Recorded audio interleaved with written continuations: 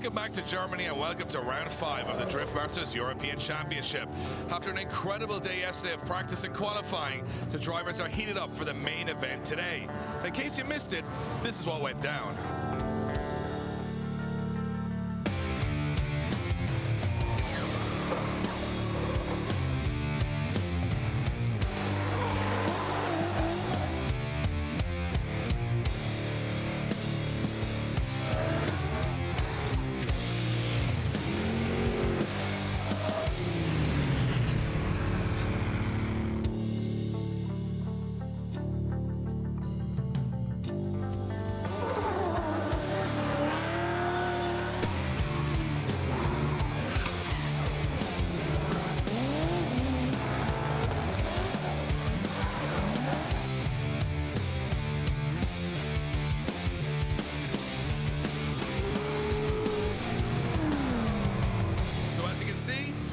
Was pretty hot and heavy in qualifying. Eddie Power caught up with our top 3 finishers to see how they felt after an incredible session.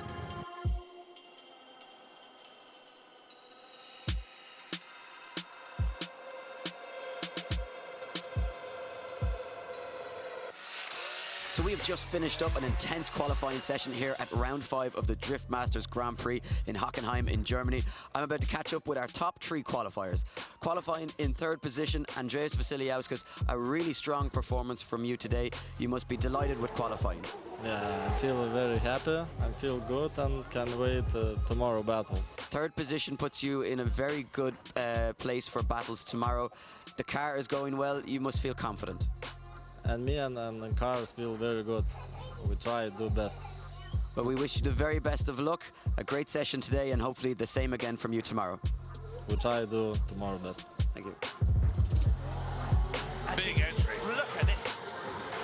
And he hops the wheel again. Tyre smoke off the front wheel as it touches back down again. Very deep into the outer zone and a deep into the outer zone again as Vasilyaskus still on the throttle as he comes through that second front clip. This is phenomenal from Andreas Vasilyaskus as he looks for the 2 final outer zones. He absolutely smokes out the circuit and brings it across the line. Andreas Vasilyaskus puts on a smoke show. James Dean, when faced with adversity, they say winners find a way to win, and somehow through everything this morning, you've managed to put in a really solid qualifying session, and you qualified with your 2nd run in 2nd position. How are you feeling about tomorrow's action and, of course, about today? Yeah, it's been a very tough day from start to finish, really. We've had a number of issues throughout the day. Almost every one of our practice runs we had some problem, but this happens in motorsport. The guys worked really hard in the team to overcome these issues, and we went out there for a qualifying runs. Still the car not 100%, but we managed to put in 2 solid runs and qualify 2nd, so very happy with that considering everything. And the big story really now is that you've set up a battle tomorrow in top 32 with your #1 rival this season, Gregor Siqkey. You win this and where it looks as though you have the championship. How do you prepare yourself for that battle now? It's going to be an awesome battle. Top 32 battling the guy in 2nd place, fight for the championship. He's an amazing driver. We're just going to go all out there like we do every time we battle, and best man wins. So it's going to be fun for me. I'm looking forward to it, and yeah, let's see what happens. Well, certainly it's going to be like a final straight from the off. I know I'm very excited to see it. The fans are excited to see it. And we know you 2 guys will be giving it everything. We wish you the best of luck, James, and congratulations on a great session of qualifying today. Thank you very much. Bring it up. Current points leader, FD Formula Drift champion James Dean fires in the teal and blue S14 Worfhouse tyres, Worfhouse Falcon tyres. Absolutely perfect. Look at the transition from Dean as he stands on the accelerator. Full throttle transition through the front clip. Now he gets back into it, fulfills the outer zone. He comes through the centre of the circuit. Dean full throttle transition again as he gets into the final 2 outer zones. Big angle and smokes it across the line. Pavel Polinsky, it's great to talk to you again. You have just topped qualifying at round 5 of the Drift Masters Grand Prix. How are you feeling right now? I'm feeling great. It feels amazing to be at the top spot in the qualifying session. I'm just as happy I can be. I spoke to you earlier on just before you went out for one of your runs, and while you looked fast in practice this morning, you weren't feeling a whole lot too confident, but you really pulled it out of the bag on your 2nd run. Yeah, I did my best, and yeah, we scored 92 in the 2nd run, and the run felt really good. So I knew that I did a better job than in the first one. 2 rounds remaining. You're going into that top 32 tomorrow in first position. A really good run could see you jump right up the order. 8th position in the championship at the moment. Do you feel as though you can, get into those top 4 or 5 spots? I will do my best to do it. Sits in 8th in the championship. He's going to be looking to make his way up the order into the top 5 as he fires that little BMW 1M and stands on accelerator. Very nice line and very deep into that outer zone. Transitions back again, full throttle. Look at that, he barely lifted off the accelerator, did Polinsky now as he comes into the outer zone. Before he transitions into the centre of the circuit, Polinsky, very, very good job from Pavel Polinsky. Look at the smoke all the way up to the wing mirror as he comes over the line. That is a good run. So that wraps up our qualifying session at round 5. We will be back in just a few moments' time with the top 32. Stay tuned for all the action live.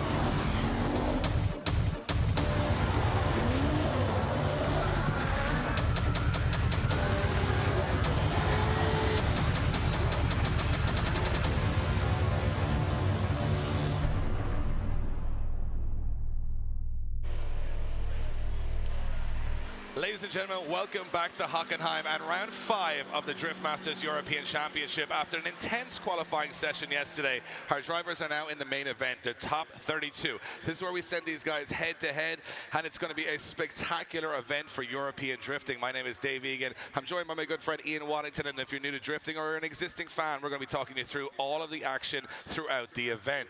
Now, as we mentioned earlier in the show, as you saw, Eddie was talking with those top 3 qualifiers. They go in as the favorites, but anything can happen in drifting, Ian, and this track's certainly unpredictable. Yeah, very, very unpredictable. You know what, a lot of guys saying that it's not an easy track to try and chase with. It's a complete change from Touring at round 4. It mixes it up, and you know what they're saying? Drivers saying in the chase position, you make one slight error. The speed that the lead car is carrying is phenomenal, and they drive away from you. There's no way to catch back up. So, you know what? One small error in that chase position, you could be losing the battle and moving yourself back down the order and away from that, a step on the podium potentially. Well, also a lot of drivers saying that there's so much acceleration and deceleration on this track in such huge variety, as saying you're going as fast as you can and you're trying to slow all that speed down. I'm going to go out there on a limb and say we're going to see some impacts today. We're going to see some guys getting a little bit too close. But if you're new to drifting and you're wondering exactly how it works, what it's all about, well, we're going to explain that to you. Essentially, drifting is not like any other motorsport. It doesn't have a stopwatch. It's not about who the fastest across the line. It's based on skill, technicality, and precision. And it's a judged sport. In fact, it's the only motorsport that is judged. And the guys that are going to be judging it today are Kevin O'Connell, Kieran Hines, and David Callas. And what better way to explain what these guys are going to be doing today than talk to one of our judges. We're introducing Kevin O'Connell. Kevin, talk us through the twin belt action today and what exactly you guys are looking for to give someone that majority vote and move on to the next stage of competition. Thanks, Dave. So, drifting isn't all about just getting really close to the lead driver. What we really want to see here from the lead driver is dialing into that qualifying line that we were looking for all of yesterday. So starting off from the initiation point, we want the lead driver to slide the rear of the car through outer zone 1 and then tuck in the front of the car into inner clip 1. We really don't want to see the lead driver put the front wheel up on the curb here. Then we want the driver to accelerate hard out to outer zone 2, a nice smooth transition back out onto outer zone 3, tucking the nose of the car into inner clip 2. Middle of the track transition here between inner clip 2 and outer zone 4. Middle line track again through the gap in the hedge, and then a nice smooth transition back onto outer zone 5, and then maintaining a nice wide line there onto outer zone 6. You switch it around then for the chase driver. We want to see maximum aggression here. For the first corner, we will allow the chase driver to put a front wheel up onto the curb on the inner clip 2 if they are being extremely aggressive and on the lead car's door. For between outer zone 2 and outer zone 3, we really want to see a nice aggressive transition and back onto the door, coming out onto outer zone 3, maintaining that proximity all the way throughout, and a nice smooth transition back just before the gap in the hedge again. Really looking for maximum aggression here and onto the door, especially for the second half of the track where it gets really technical. Well, thanks, Kevin. That explains it in one way, but also there's a lot of rules and regulations that go with a drift event. It's something totally different than anything else you've watched in motorsport. So to break that down, let's just run through those regulations. They're a little complicated, but as the show goes on, they'll get a little bit clearer. Here they are.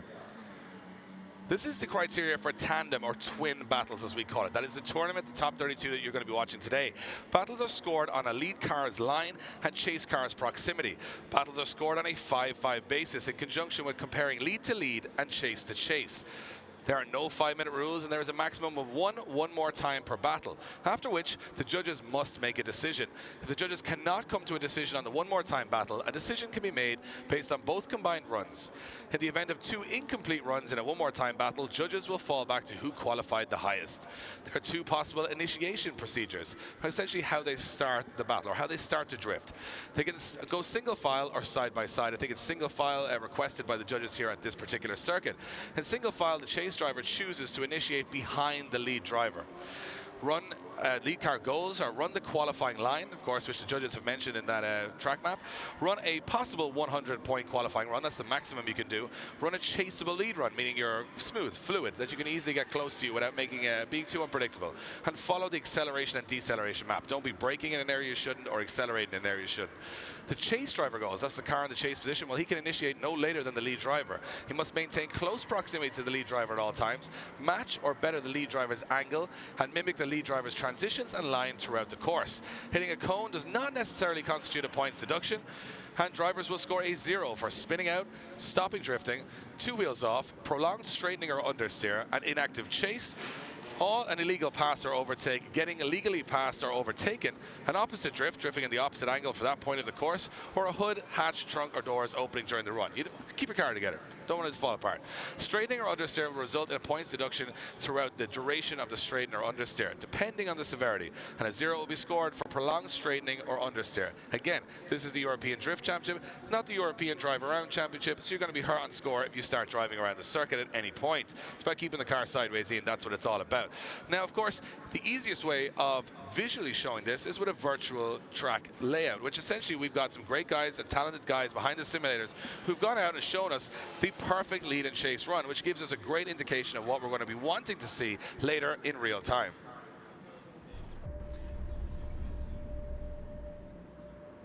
Yeah, so as you can see, both cars come off the line. The lead car goes through that chicane just to get away from any drag racing.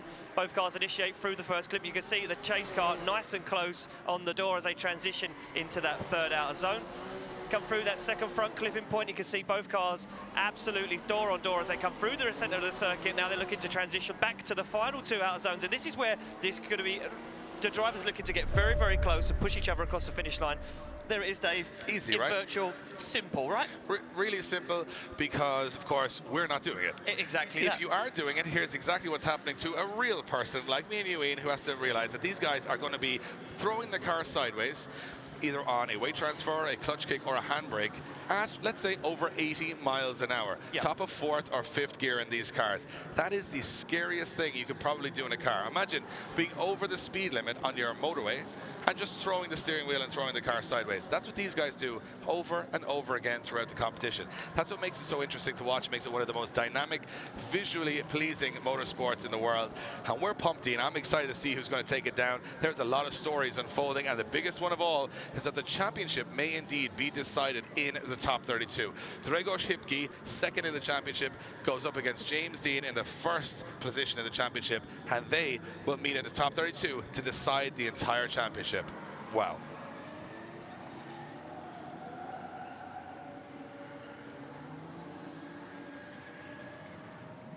The action is about to come thick and fast here at the Hockenheimring in Germany for round 5 of the Drift Masters European Championship.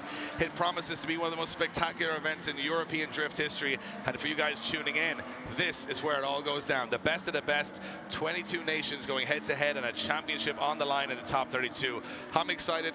Ian, you're excited. I'm very excited. We hope you're excited watching on, because it is about to get hot and heavy here on a Formula 1 circuit where it's not about speed, it's about precision, style, and angle. First battle up, it is Pavel Korpelinski representing Poland going up against Jim Olufsen representing Sweden. Jim Olufsen has rolled his car twice on his roof at round 3. He's had a huge impact with the wall at round 4 where 2 wheels came off the car, and he's back in action. And here's a little teaser for you. Just a week ago in the Swedish Championship, Jim Olufsen beat Pavel Korpelinski in one of the battles, and this time around Korpelinski took first position in qualifying. This is going to be a real grudge match. Yeah, this is exactly going to be a grudge match, like you say, Dave. And you know what, for me, Pavel Korpelinski is going to be looking to overturn that. We know that Olufsen's had a bad year so far, but this could be a place to prove himself and prove his worth. Can he take down first place qualifier? Well, we're about to find out. They come off the line. It is Pavel Korpelinski to lead in Jim Olufsen. As you can see, Jim Olufsen nice and close to the back end of Korpelinski, but now Korpelinski really starting to prove how fast he is as he comes through the circuit here in Hockenheim. Jim Olufsen taking the advantage there to get nice and close on the door. Very, very good lead line of Korpelinski's being that first place qualifier, and they bring it across the line. You know what? A textbook lead and chase for both the guys. Olufsen, decent enough proximity, could have been a little bit closer, but I feel personally it was the speed and pace of Korpelinski there that just had a little bit more in it. Well, Korpelinski's coming in here as the highest qualifier, so he's got that experience. He knows he can dial that line, and of course he's got the confidence. He is a little bit off that inside clip on the cone on that inside curve. However, Olufsen has a lot to work with and a lot of predictability in front of him to make the attack, and just towards the end you can see Jim Olufsen starting to push towards that door. Very solid first run for both of these guys. This battle, when we switch it around, very much in the balance. Yeah, very, very much in the balance indeed. And you know what, for me, it's time really for now for Pavel Korpelinski to shine. We haven't really seen him take an advantage in the chase position, and we haven't really seen him in many twin battles this season. So now, really, we're going to see the Pavel Korpelinski we've been looking for and see what he can do. Yeah, a little bit of a face-off here before they turn it around. And of course, both of these guys, this is interesting to note that although Pavel Korpelinski is Polish, he is a champion in Sweden. So he knows Jim Olufsen very, very well. Yeah. He knows his style. He'll also know that he's a little bit of a wild character. You're not, you know, it's either going to be a 100-point run or he could be on his roof. You never know with Jim Olufsen. So Korpelinski, who's chasing that championship order right now, he's going to be a little bit wary going into that first corner, but you can expect maximum attack. Exactly that. So they look to the start line. You can see our traffic light system in order. They get the amber light. It's green. They are good to go. It will be Olufsen now to lead out Korpelinski for a spot in top 16. Awaits for one of these guys and look at the pace in Korpelinski's car. They throw the cars in side by side. Now Korpelinski starts to make the attack. He clips the cone on inner clip 1. But look at Olufsen. Olufsen now pulling a little bit of lead. Can Korpelinski gain it back? Olufsen way off that inner clip. That's going to hurt his line and score him down with the judges. Korpelinski now starts to make the dive on the inside. He gets way up on the door as he pushes Olufsen across the finish line. Very interesting finish to that run, Ian. And from where I'm sitting, Jim Olufsen got himself back in the fight. Yeah. Big shallow line here. You can see Korpelinski taking that shallower line through the first corner, but it meant he had to slow down a little bit, meaning Olufsen got the jump out of that corner. We expected Korpelinski to be far faster than he was. Olufsen wasn't perfect, but he was fluid, and Korpelinski couldn't really force the issue until this very last corner where he got nice up close and personal with Olufsen across the line. Judges with some work to do here. Yeah, exactly that. It's not going to be an easy decision for these guys, but they are the best in the business, and that is exactly why they're sitting in them hot seats. We get those guys on the start line, sorry, on our finish line, ready for our decision. You can see that Jim Olufsen straight out of the car. Yeah, these guys know each other pretty well. They're good friends behind the scenes. Yeah. They'll have had a lot of fun out there on the track, and everybody here in Germany enjoying the action already as the top 32 kicked off.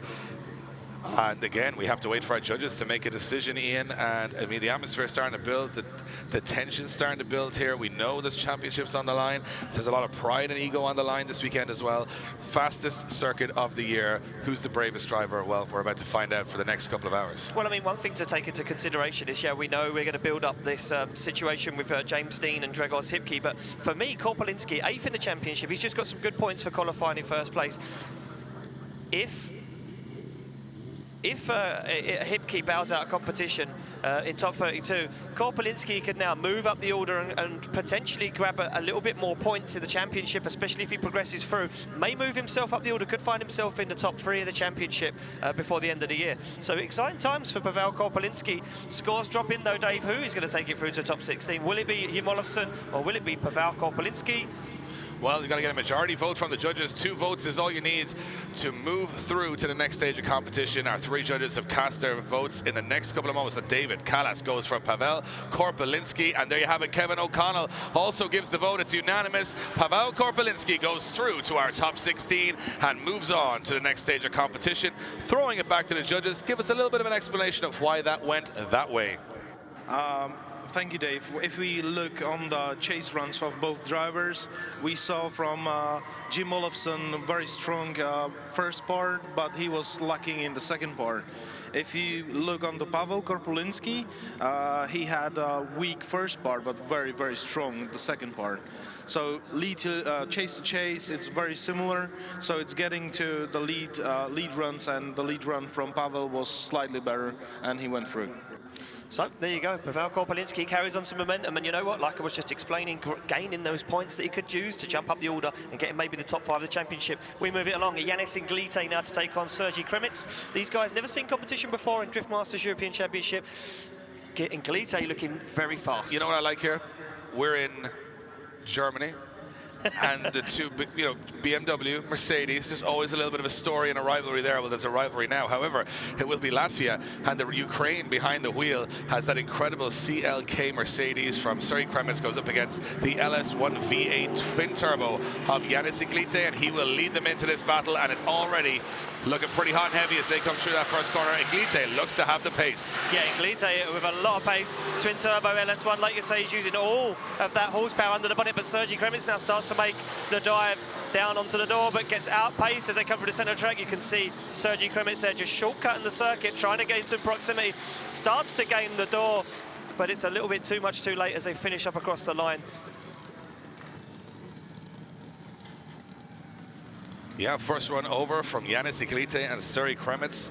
Interesting to note, Crimmins giving away the horsepower, although he is running a incredible LS7 V8 under the bonnet of that car, which of course you would imagine would be a Mercedes power plant. In fact, it's an American engine in a Mercedes, so it goes to show the variety of the machinery here and what can get the job done in professional drift series.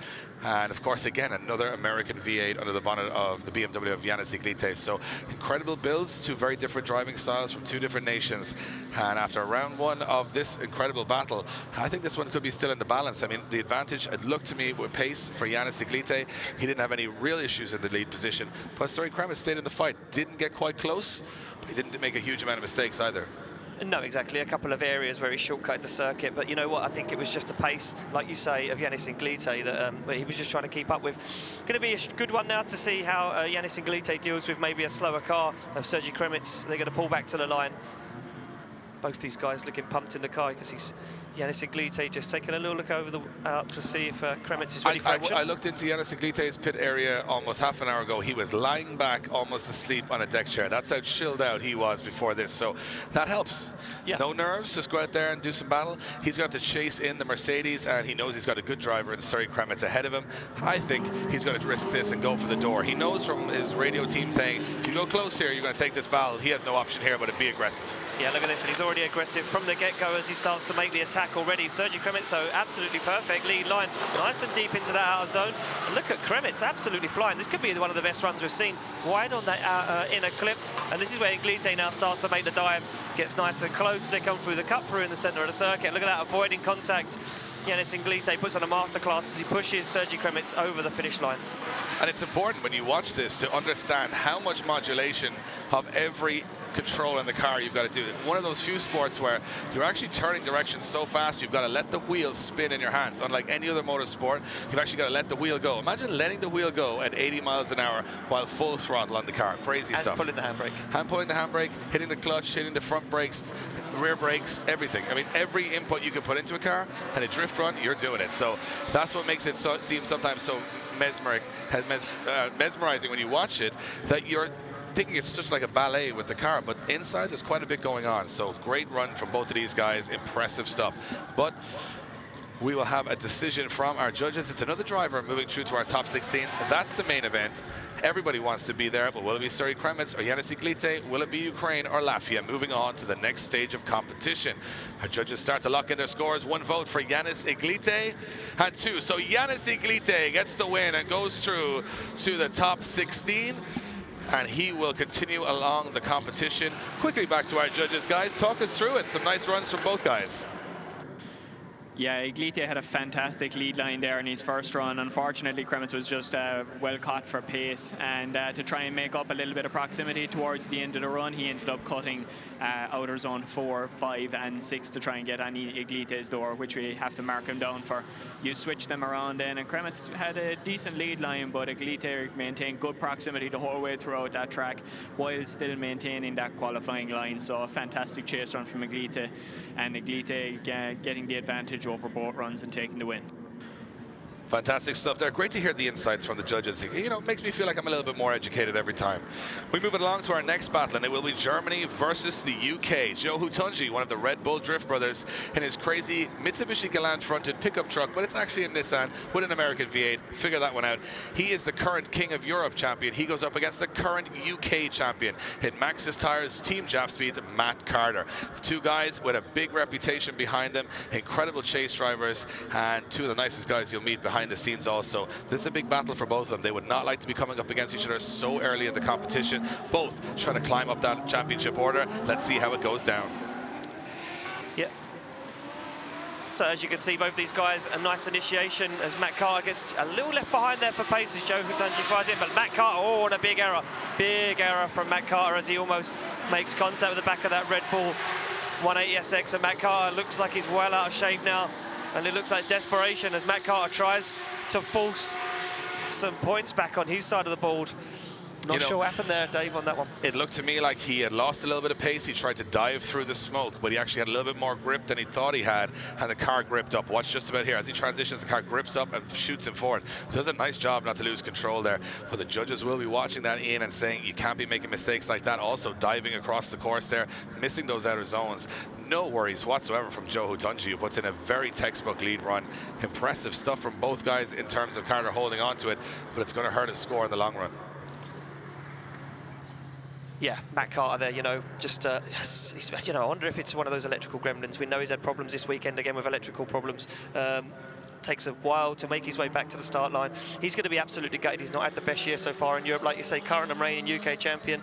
He's coming to Europe to prove his worth, and unfortunately, Europe's just been a bit of a cruel mistress to him and just not really gave him any sort of help.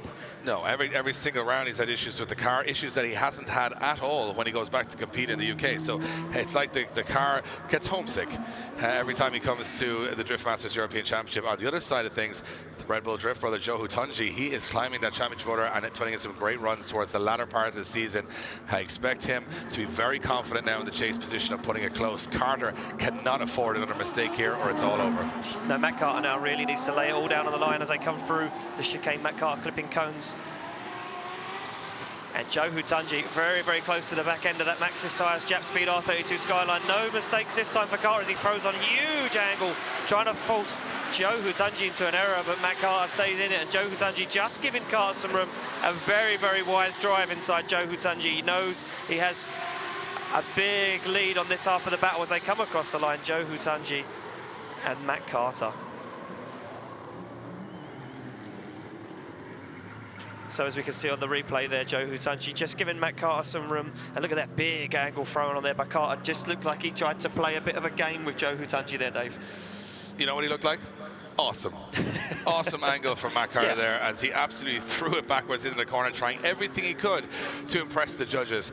But it made that mistake on the first run that cost him dearly. And let's see which way the judges go on this one as Carter and Joe Hountondji have to line up now and get the results. I mean, if you're a casual drift fan, you're probably going to know which way this one's going to go. I think Joe Hountondji looking strong over both runs. Carter making a mistake on the first run. It might just be enough. And at this level, just one error, one mistake can be enough. But let's get some confirmation and see if the judges go exactly that way. Slide him left for Matt Carter, slide him right for Joe Hountondji. UK versus Germany. Who's going through to the top 16? And David and Kevin and Kieran all go for Joe Hountondji, who moves on to the top 16, eliminating Matt Carter. And I think from the judges' perspective, a pretty obvious one for everyone who's watching on. You can't straighten up and drive through a section of the track and expect to win. So there you have it. Joe Hountondji moving on to the next stage of competition. And right now we've got our man on the ground, Eddie Power. He's with Steve Biagioni, not having the perfect weekend. I'm here with Stephen Bagsy, Biagioni. Bagsy, it's been a tough season for you so far, but the car is on the grid. A late night for your team trying to get it prepared. Is it ready? I think it's far from ready, to be honest. We've done the best we can. She's still not at all 100% well, but we did qualifying yesterday running on 7 cylinders. We are running on 8 at the moment, but we've changed heads. So the tune's a little bit off. We're just going to listen. I'm going to do the best I can. And just being on the grid, you know, we've had problems the last 2 rounds, not being able to get to the get into qualifying and get into the top 32. But look, we're here and we're going to do the best we can and hope for a little bit of luck. But you got Christian Erlandsson in the top 32. He qualified high. We just hope for the best for you, as you say. Struggling with the car at the moment, but who knows? Maybe it'll just all fall together when you go out on track. It feels like I'm bringing a pencil sharpener to a knife fight, but I'm going to do my best. Best of luck. All right, man. Cheers. So there you have it. Bagsy under pressure to even get to the top 32. Late night for the boys there shows the commitment behind the scenes, and we move it along the order. Another battle in our top 32. Well, one Red Bull Drift brother has moved through. His brother is now on the line against the pride of Poland, Paweł Trela. Trela, second place on the podium at our last event, shows his credentials. But Hountondji sitting high in the championship. This is one I've been watching right from the announcements yesterday, that it could be a real highlight reel battle. Yeah, exactly. And you know what? We know that Paweł Trela not having the best weekend so far, struggling with that car, made some adjustments to it before he came to this round. So listen, for me, Trela just praying for a little bit of luck as they make their way off the line. It will be Hountondji to lead in Trela. As Hountondji fires that car in, very nice initiation for these guys. And look at Trela, looks like he's found a little bit of form, but oh, Hountondji drops the wheel.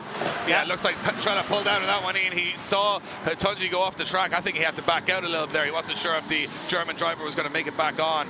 Let's see how that plays out for the rest of the run. They're both back on track now. Impressive stuff to stay in it. But Hountondji washing far too wide. I think the judges will have a decision to make. Did Trela back out too much, or was he allowed to back off the throttle with the the driver in front losing traction and ground? Check this out. Hountondji goes way too wide. Watch, tips into the gravel. Trela sort of has to stall up and go off his line. I wonder whether the judges see it that way, but Trela got a lot of dirt thrown back on top of his little Opel GT. And important to mention with that Opel GT that is the only one I've ever seen in Europe drifting. It is an incredible car. I mean, it weighs less than 1,000 kilograms, has one of the highest power to weight ratios in drifting, I'd imagine, with 860 horsepower. And Hountondji, of course, another American V8 under the bonnet of his BMW E30. But watch that, look, everybody's drifting everywhere, Ian. Absolutely no sense to it whatsoever in the middle of the circuit. So judges are going to have to chew through that, come up with a decision on the first run and before we send it to the second. Yeah, I mean, exactly. Look, we see this situation happen in Turin. We see a driver lose a top 32 battle because he backed out of what potentially could have been an accident. It wasn't an accident, it was just a wall run. Did Paweł Trela jump out of it too easy? You know, for me, although there was a wheel drop from Hountondji, he stayed in it. He didn't really make huge corrections. Okay, Trela was going to follow him in a little bit deeper into the dirt, but listen, who knows? The credentials are there. You've got a 2-time Polish champion in that Opel GT, that little sports car, up against the second place in the championship at the King of Europe last year, Hountondji. So these guys come in here with huge credentials. They've got a lot of weight in their shoulders in terms of pressure from their home nations. It's about to go down, though. I've seen who go through to the top 16. Yeah, look at this, Hountondji on the tail of that little Opel GT. He doesn't want to make a mistake. Again, he knows that that little Opel GT is very, very fast too. JZ under the bonnet, and now Hountondji starts to make the dive onto the door as they transition into the outer zone. Paweł Trela on an absolutely perfect lead line. Hasn't really been on a formal weekend, but it seems to be shining now as Hountondji dives on the door and they bring it over the line. Great stuff from both those guys, and yeah, Trela really putting it out there. Just went a little too wide on that last corner. Ian taking out some of those outer water barriers, which essentially is the judges saying, we don't want to see you out there. Those are just markers of where those zones are, but you shouldn't be out that wide. So I think Hountondji pushing just that little bit too hard, and I think he was surprised by the pace of Trela's car. Yeah, Trela's car very, very fast. You can see here, look, it comes very mid-line through the centre of the circuit. Nice dive there from Hountondji, but like you say, gets way wide. He does actually drop 2 wheels off into the dirt there. So Hountondji, you know, not looking good right now. No, and Joe Hountondji made, you know, a great job of getting through his battle against Matt Carter, looking so confident. His brother just today not looking as confident. The Trela starting to pick up steam towards the end of the season, but will the judges agree with that first run? Did Trela back out too much? What happened? So we'll be able to find out when we know the decision. Slide him left for Pavel Trela, slide him right for Eli Hountondji, and Kieran goes for Pavel Trela. Kevin and David, it's unanimous. Pavel Trela goes through to the top 16, eliminating Eli Hountondji. We'll take it back to the judges. It seemed obvious with Eli Hountondji dropping off the track, and that's the way you guys called it. Yeah, it really came down to the first run there. When Eli dropped the wheel onto the dirt, he didn't slow up very much, but it put him in a different line, and it forced Trela to have to transition in a different place, and that messed up his run. So after the first run, yeah, Trela had like an 8-2 advantage, or he had a really big advantage. On the second one there, it was even enough. So we move along to our next battle, and it will be Sweden versus the UK. Christian Erlandsson going up against Steve Bags Biagioni. We've just heard from Bagsy saying he qualified on 7 cylinders. They've put a new head on his V8, but it's running, and his mechanic quoted me around about 300 to 350 horsepower, they reckon, which going up against Christian Erlandsson with 932 horsepower is a big task, especially with Erlandsson coming off that 4th place qualifying position. He wowed us yesterday. This is going to be an uphill battle for Bagsy, but can Erlandsson get the job done against a wounded animal? Yeah, exactly. You know what, for me and the pit crew for Bagsy's team was saying that the pace of Erlandsson is just phenomenal. They come off the line, it's Erlandsson to lead in Bagsy, as Erlandsson absolutely lights the tyres up. Look at that, Bagsy very shallow on the initiation, trying to match the pace of Erlandsson. Oh, wow! Oh, and Erlandsson shuts it down. It's a restart. So there's a restart on that run. I'm not exactly sure what happened there. So there was cones hit heavily on the start line. Let's have a look at that start again, Ian. Watch Erlandsson's car on the right-hand side. Does he hit those cones? He hits one cone. He hits, yeah, one cone just gets knocked over. That's enough for a false start. So although they went into that first corner full throttle, neither driver noticing the red flag. And to be honest, it's such a huge track. The marshals are like dots, like ants out there, because it is absolutely huge. Both drivers not seeing the red flag and having to go back to the start line. No, you know what, I didn't see the red flag either. Just about caught it now over my shoulder. You can see where they're positioned on the circuit. And yeah, you know what, for me, I mean, listen, is this... this could be potentially a good thing for Bagsy. Kind of now fills out the speed that Erlandsson's going to carry into that first corner. So we get those guys back to the start line. And you can see Bagsy very, very focused. They're looking out of the side window across Christian Erlandsson.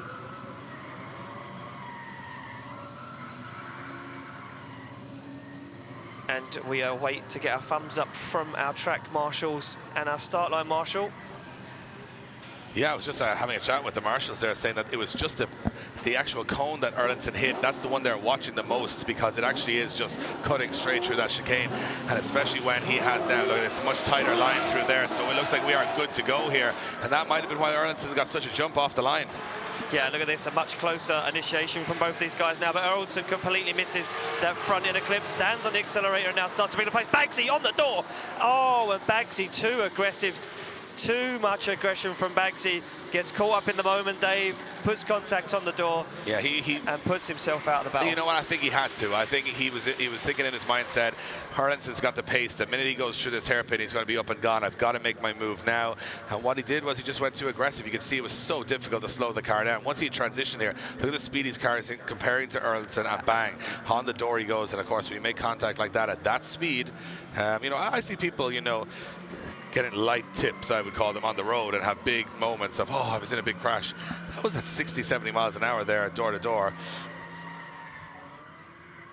So you can see here on the replay, it was an interesting turn of events. And I think, you know, you talk about Bagsy having the lower horsepower car there with some mechanical issues. He still pushed harder than anybody. So you got to respect the bravery. But it is a big hit, and I think there's going to be some damage with that car. Yeah, do you know what? Just taking a look down now on the camera, and you guys at attendance can see on the big screen that one wheel's pointing one way, Dave, and one's pointing the other. And you know what? That's not a good thing. I'm no mechanic. You're no mechanic, and even you know that's not a good situation to be in.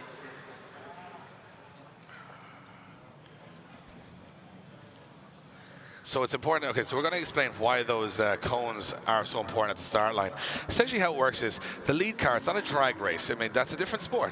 What you want to do is slow down the lead car. And essentially what they do in all drift competitions, they give them a chicane. So the chase car has no chicane. He's got the advantage to catch up. And the lead car obviously has to slow down because we want to see those guys door to door on the first corner getting an equal opportunity. So the advantage lies with the chase car. But if the lead car hits those cones, he's essentially ignoring that chicane. And then they restart, because obviously he's getting an unfair advantage into that first corner with more pace than the chase car, and that's exactly why that was restarted.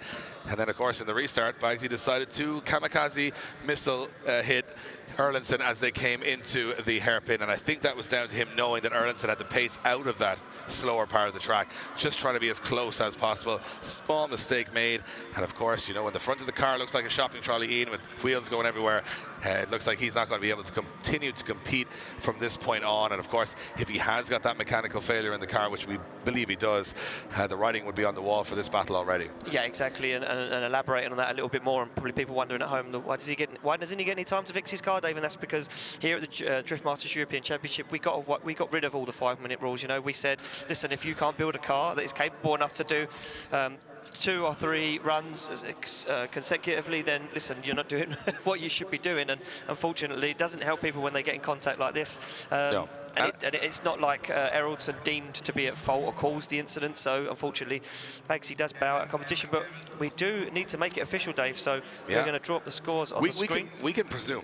We can presume. But nobody should really listen to us, because we're just we're fans like you guys. We want to see... Informers. We just like to inform you of what's going on. We have a subjective opinion, just like everybody else in drifting, and sometimes ours is wrong. I'm always wrong. You're always wrong. Always. I'm like 90% right. Yeah. The one time that I thought I was wrong, I actually was right. So that's how that works. We're going to go over to our judges to make this one official, and they're just going to lock in those scores. I think it's going to be a pretty obvious solution here, as Christian Erlandsson goes through to the top 16, and Sweden moves on to the top 16. But we are down with Eddie Power. Eddie is with the man of the moment, the man that could get the job done today, with James Dean. I'm down in the pits, and behind me, James Dean has just put the final touches to his car. Fresh Falcon tyres on the rear end of the S14, and he is just about ready to try and claim another championship. But of course, Polish driver Gregor Siqkey is ready to try and spoil the party. Is the championship going to be won? We're going to find out in a few moments' time. Thanks, Eddie. As Biagioni's car goes full Doc Brown and takes on into the air like a DeLorean and leaves the circuit. Unfortunately, not the finish he wanted to it, but James Dean, you can see how pumped up he was, Ian, getting into that car. Yeah. Incredible. Tapping the roof, clapping his hands, a little woo there. You know, that's the the typical James Dean getting himself ready for the action. And yeah, he's actually copyrighted that woo. That is the James Dean woo. I'm not going to be sued by. You could be. Oh wow. But I don't want to be in that situation. Yours wasn't as perfect as his. That's fine then. Yeah, that's fine. You're never going to be as good as James Dean. James Dean, with a round to spare, may get the job done here today in the top 32. Essentially, the only driver on the grid to consistently points haul at every single round this year, and that's been the story. Consistency, talent, and of course he is currently leading the US Championship as well. He's the current US champion in Formula Drift. He's a 5-time European champion. This would be his 6th European Championship, a record number of championships for any driver. I think he's probably getting close to the record books of being the most successful drifter in the history of the sport, and today if he takes down Gregor Siqkey, he will be along those lines. Unfortunately for him though, he goes up against a very talented, angry and potentially dangerous Gregor Siqkey from Poland. Yeah, listen, I had a little chat with Gregor Siqkey before I came up to the tower, and I said to him, how you feeling? You know, he's a very cool, calm and collected guy. He's scary, very scary. And he said to me one thing. He said, tell James Dean I'm going to be all around his car. Every single panel, I'm going to be on it. I'm going to be pushing him. I'm going for it. There is nothing. I'm going to leave nothing in the pits. It's all going to be on track. Exciting stuff. First of all, we need to get through this battle, though. It's going to be Pavel Borkowski to take on Jason Bonet. Jason Bonet is the unknown entity. A newcomer. He's a newcomer to the championship, just 20 years of age, looked phenomenal in qualifying yesterday. The Frenchman goes up against a Polish driver who we have been watching all year and saying he could be the next big thing, Pavel Borkowski, but he has clutch issues. So we've got a youngster in the white BMW who has got very little experience in this championship, but has shown promise going up against one of the guys who is a staple competitor here in the championship, but has car issues. I mean, flip a coin, right? Yeah, listen, it's like throwing a needle into a haystack. This could go either way right now. We've seen the pace that Jason Bonet's car can carry, but we know that Borkowski's a very, very good driver, and we see him at the last round. You can see Bonet anxious to get off the line here. He's very, very hungry for it, and can he chase in Paweł Borkowski on the way in? And Borkowski looks like he's got the pace so far. Yeah, Borkowski, look at this. Absolutely flying to come through that first turn. Bonet, though, not too much lost in it. Starts to make the dive now, way overcooks that second front clipping point. As Borkowski comes through the middle of the track, you can see Bonet now needs to try and pull something out of the bag. There's been some big separation as they both come across the finish line, and Bonet now not looking in a good situation. You know, he kind of looked over and thought, wow, that guy he's very fast. Yeah, when I spoke to Bonet yesterday, he seemed just very excited to even make the top 32. Didn't expect to have such a positive run in qualifying, and I think Borkowski, look, he makes the dive there, but Borkowski, almost like a rag to a bull, just kind of moved at the right moment, and Bonet was left trailing for the rest of the run. Borkowski is an experienced driver. He has not had the perfect weekend. The car has spent more time in the air than on its wheels, but I think in this situation, it's a lot to do for Bonet as they switch him around, because let's be honest, he goes up against the pride of Poland. He goes up against one of the guys that has beaten the likes of James Dean and Paweł Trela in the past. So yeah, especially when you're 20 years of age and you're coming in here as a newcomer, it's important to try and make an announcement to the rest of the grid that you're someone not to mess with. But often we can see these guys get a little bit too ambitious and a little bit too aggressive and make mistakes, and I think we're going to see that story of what happened with Bagsy and Erlandsson maybe replaying a couple of times throughout the event, considering guys are coming from 80 miles an hour plus right down to lower speeds, and in the deceleration zone.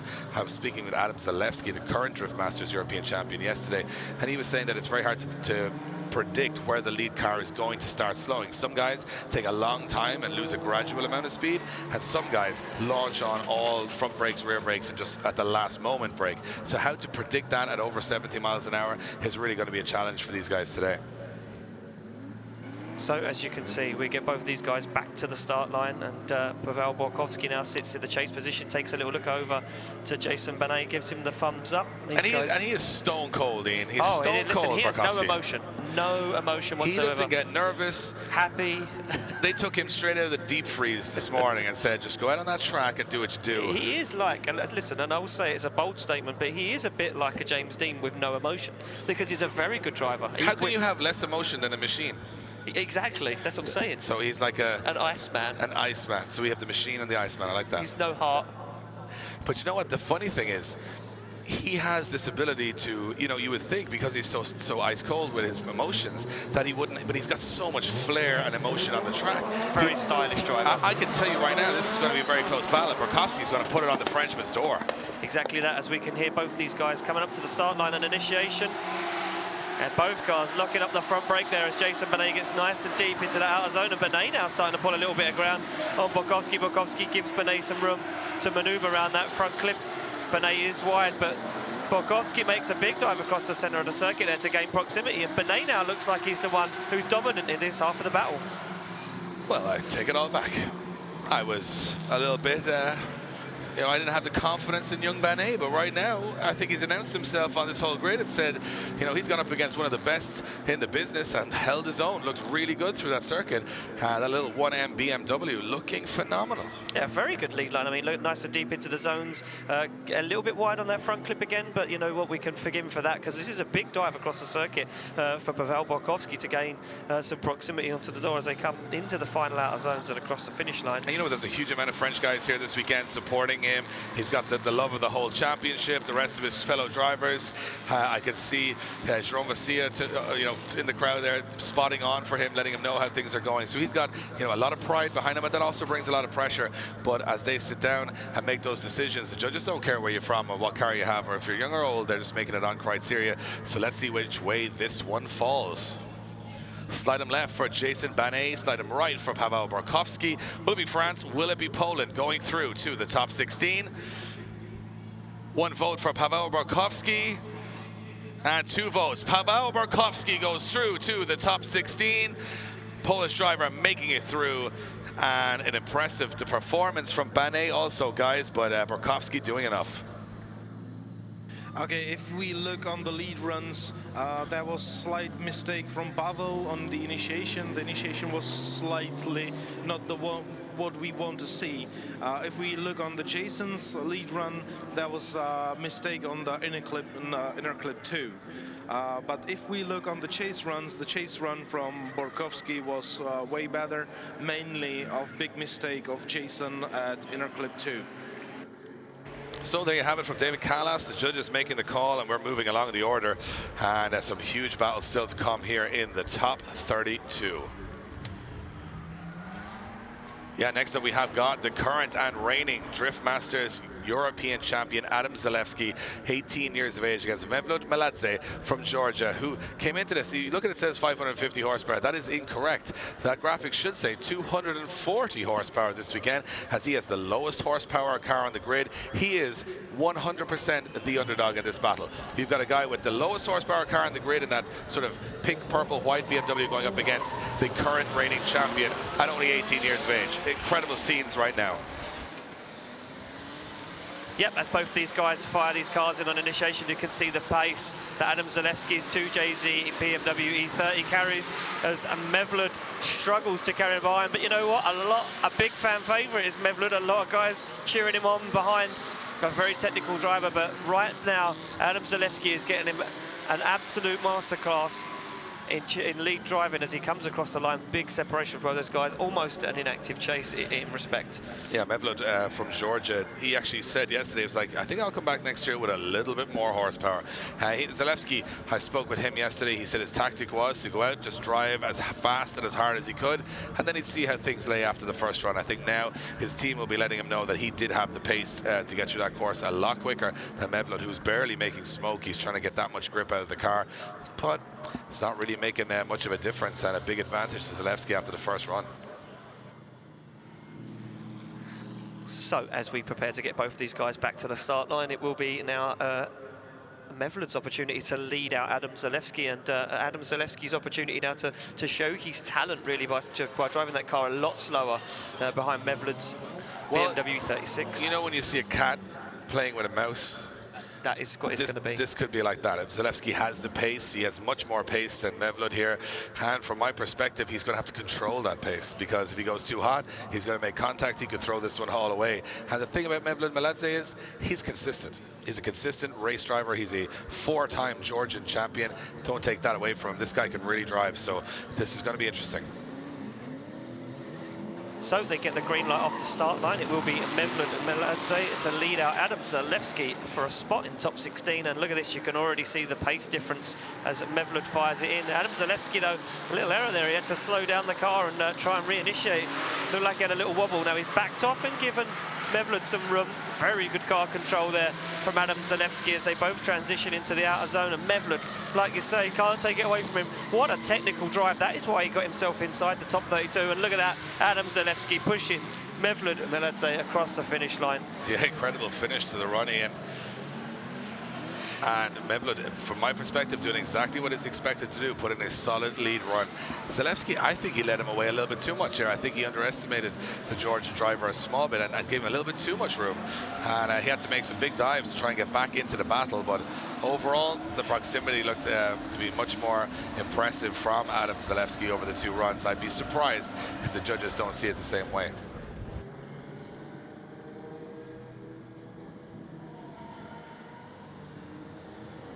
Yeah, the first round there, Adam, really good lead. So we await the decision for Zalewski, and our judges just about to jump in on an explanation there. Adam Zalewski and Mevlud Meladze, who is going to go through to our top 16. We'll get back to Kieran Hines briefly afterwards. Slide him left for the Georgian driver, right for the Adam Zalewski, the Polish driver, and Kieran Kevin. And is it unanimous? Yes, Adam Zalewski gets the win and goes through to the top 16. And quickly coming to you, Kieran, apologies for interrupting. You were quick off the mark there with your explanation. I just couldn't wait to get that out. Yeah, the first run there, Adam put in a really strong lead run. Middle in the chase. He made an error on the entry. He was off inner clip 1, and he was off inner zone 2 as well. And then he lost proximity as well. So a big, strong advantage to Adam after the first one. The second one, I think Adam put in a safe chase. He actually never, tried to get on his door because I think he was allowing. He knew he had a much slower car in front, but at the same time, he did enough just to kind of score evens on the second one. So over the first run and the second run, Adam takes it. Okay, so just before we move it along, we're going to go back down to our man on the ground. Eddie, what's going on? The battle that could decide the championship is just about lining up behind me. We have Gregor Siqkey here ready to go. So far, no sign of James Dean.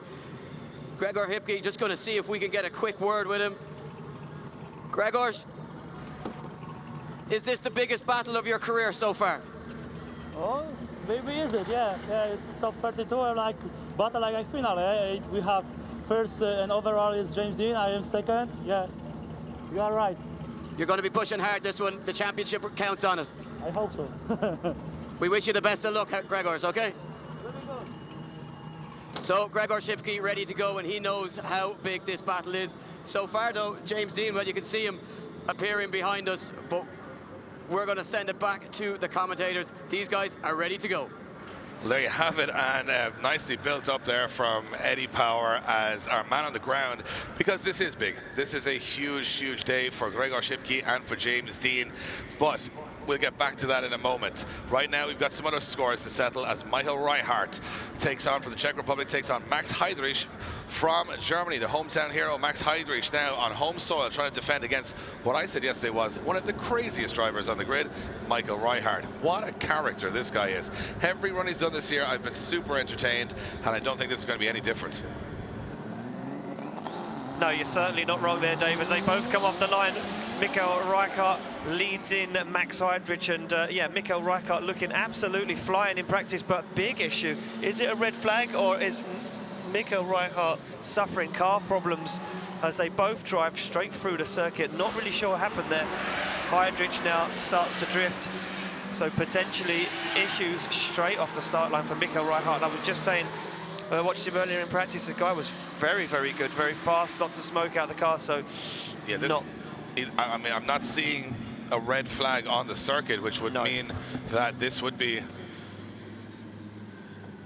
Okay, so we've got an issue with... So Michael Reichardt not making it around the circuit, or driving around the circuit. It's a drift championship, you can't be driving around the circuit. You got to win that way. So maybe it is a mechanical issue for Michael Reichardt. We'll start to listen to our marshals and let us know exactly what's going on there between Max Heidrich and Michael Reichardt. So it does look like Michael Reichardt is making his way back towards the start line, followed by Max Heidrich. And Dave. So, yeah, we're with Eddie Power in the pits. He's with the man that may just be crowned the 6-time European champion today and the Champions League of European Drifting winner. He's with James Dean. I've grabbed James Dean. James, I just spoke to Gregor Siqkey. He says he's coming for it. How are you feeling going into this one? The championship can be won here and now. It's going to be good. I'm really excited for this, and I'm feeling good. The car is working. I just want to have fun. So fingers crossed it works for us. It's going to be a great battle. We'll leave you get settled. Best of luck. So there you have it. James Dean's pumped up. Siqkey's pumped up. It is for the championship in the top 32. It's coming up shortly, and right now it looks like we have... I can just see Michael Reichardt's car. Sorry, Dave, jumping in there. I can just over our judge's shoulder, I could just see Michael Reichardt's car broken down the side of the circuit, and our safety scrutineer with him. Like, these guys don't get a 5-minute rule anymore. He will have 2 minutes to return back to the start line, so if it isn't an unfixable issue, potentially could get that car back, but he is out of the car though, and this does look terminal. It does look like a terminal issue, and I'm so gutted for Michael Reichardt, who's been... You know, I'm actually gutted for myself, Ian, because I love watching this guy drive. I think all the fans of Drift Masters European Championship do. And he's got a 2-minute clock here, and it's not that's not how it works here in the championship. You've got a clock that you have to get back to the line, and you can see his mechanic saying the issue on the car may not be fixed. You can see how dejected he is. I mean, look, you could just tell that there is so much on this for these drivers, and he's giving a wave to the start line. Look, he's so dejected, slams the bonnet down, bangs the bonnet pin shut, and Yeah, you know what? He didn't even get the chance to get into the fight with max hydration. You can see him, you know, furious with that. Of course, you can't win the Grand National without a horse and a jockey, and unfortunately, in this case, the horse let him down. And from that perspective, he does not beat the clock, meaning the win will automatically go to max hydration. Such a harsh way to exit the competition in. So we do need to make it official, though, Dave, and our scores will appear on the screen. And taking it through to the top 16 will be Max Heidrich. Max Heidrich will get the win and advance through to the top 16, obviously. And that brings us on to the biggest battle of the day, but potentially it is for the championship. It will be Ireland to take on Poland for the win here in the Drift Masters European Championship. Grzegorz Siqkey versus James Dean. If James Dean wins this battle, mathematically he will win the 2018 Drift Masters European Championship. Siqkey wins and wins this event, he will take it to the final round. That's what's on the line now. James Dean has a couple of goes here to get this championship done, so the pressure not so much on him. He's still got a round left in the bag, but it's all on Siqkey now. This is the only opportunity he's going to get to stop the machine, stop the man that currently is unstoppable in world drifting. But Siqkey, he's done it in the past, and he's going to know how much this means. You can expect the car and everything he has to be on the line here. Wow, what a way to finish it. These two guys have been the story of the season. Not the way they would have wanted to see it as a top 32 battle, but hey, it's as good as a final right now. Yeah, listen, it's all to play for right now for Grzegorz Siqkey. Like we say, we mathematically sat down and we did the maths, we worked out the points, and technically right now, if James Dean advances through to the top 16, there is no way that he can beat, or be beaten, sorry, by Grzegorz Siqkey. So, Siqkey, Dean, Poland, Ireland, V8 E30 BMW versus 2JZ S14. One of the most successful drivers in the world goes up against a new star from the Drift Masters European Championship, a man that hasn't been afraid of James Dean at any point this year, that looks across and says, you think you're that good, well, you've got to go and prove it, and you've got to beat me right now. Siqkey has nothing to lose here. Dean has nothing to lose here. Both guys are going for it. 40-second runs, two of them, and we're going to have a champion. Or will Siqkey overcome? And look at Siqkey, he's going for it here, right on the back bumper of Dean and throwing it into that first corner. As Dean now slams on the front brake as they come through. Siqkey now starting to chase up. Siqkey drops the wheel, stays in it on the throttle. Has to get back on James Dean's door, but pushes wide. Dean unfazed. As usual, the machine is locked in, and Siqkey makes one last dive across the line. Dean, half the job done. Absolutely unbelievable stuff there from both those guys, and Grzegorz Siqkey just pushing so hard. Look at this from the get-go. Siqkey fires it on the back bumper of James Dean's S14. Dean stands on the accelerator, pushes perfect line. Look at the way that Siqkey's car pops the wheel. He stays back in it. He tries to make the dive, but carries too much speed through that first front clip. Yeah, sorry, for a front second clip. Gets back into it, gets the proximity back on the door, but it's like too much too late, Dave, and by then, for me, James Dean's got a whole host of points in his bag. He has the advantage, but it's never over until it's over, and that's the beauty of drifting. Half the job done, but half isn't good enough, and Siqkey, with the lead position, well, he's going to have to go out there and put in a sensational run. Dean now knows he's considered one of the best chase drivers in the world, if not the best chase driver in the world. Well, can he prove that now? Can he finish this in style? Remember, there's a lot of the competition left to go after this.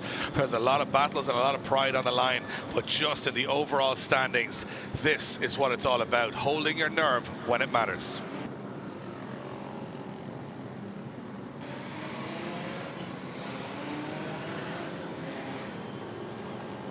So they're on the start line and they are pumped and ready to go. Siqkey takes one last look across at James Dean. He's now sitting in that lead position.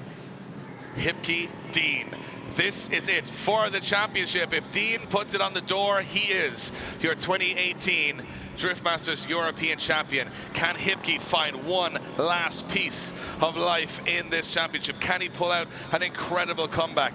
Well, he's doing it from the wrong position, in the lead position, and Dean will know that. He can smell the blood. He has one hand on the trophy.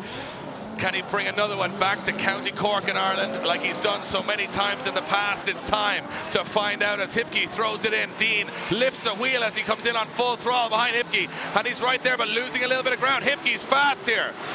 Dean's got to start making that move as they come into the hairpin. He does make the move, and now he's right there with Grzegorz Siqkey as they transition back. This one is for all the marbles. This one is for the championship, and Dean wells that wheel to the door of Grzegorz Siqkey, and could the most successful man in world drifting once again take home the 2018 Drift Masters European Championship. He was outdone last year by not making a couple of rounds due to commitments in Formula Drift, but he won that Formula Drift Championship. Can he back up a US Championship with a European Championship within a year? Incredible achievement. He may even go as far as being, he's already currently leading the Formula Drift Championship. He could do the double this year. No one's ever done that before. This one, though, he said, was one of the hardest fights he's had. One of the hardest championships he's ever been a part of. He said it was physically draining, emotionally draining. It was everything he wanted it to be, a pure challenge. And for Siqkey, he might know the writings on the wall here, but what a competitor he's been. What an amazing talent for the future. Grzegorz Siqkey may just be the man to take him down in the future, but right now, it comes down to this. For the 2018 Drift Masters European Championship, if Dean wins it, it's over. He's won the championship, and we continue on into the end of this event. Can Siqkey overturn it?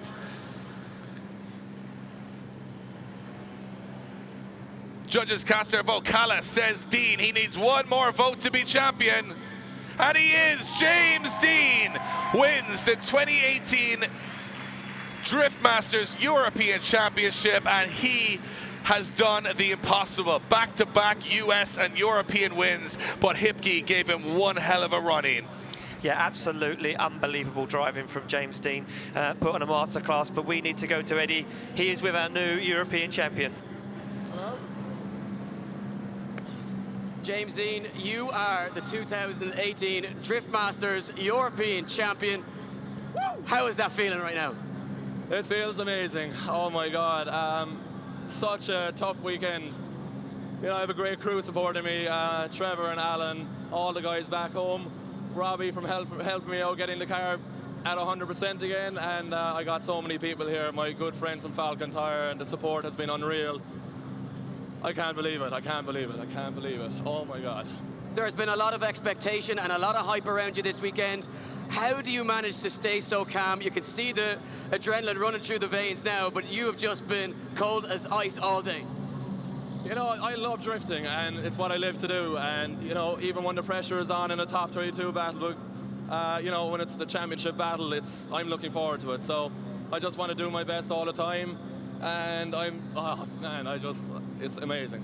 Well, we call it Drift Masters, and you are certainly the master of drifting, James. Congratulations once again, the 2018 Drift Masters champion. Well, early celebrations for James Dean. Remember, he has won this on mathematics alone right now, as Grzegorz Siqkey cannot mathematically catch him over the next event and a half. And of course, we still have the rest of this event and the final in Mondello Park in Ireland to go.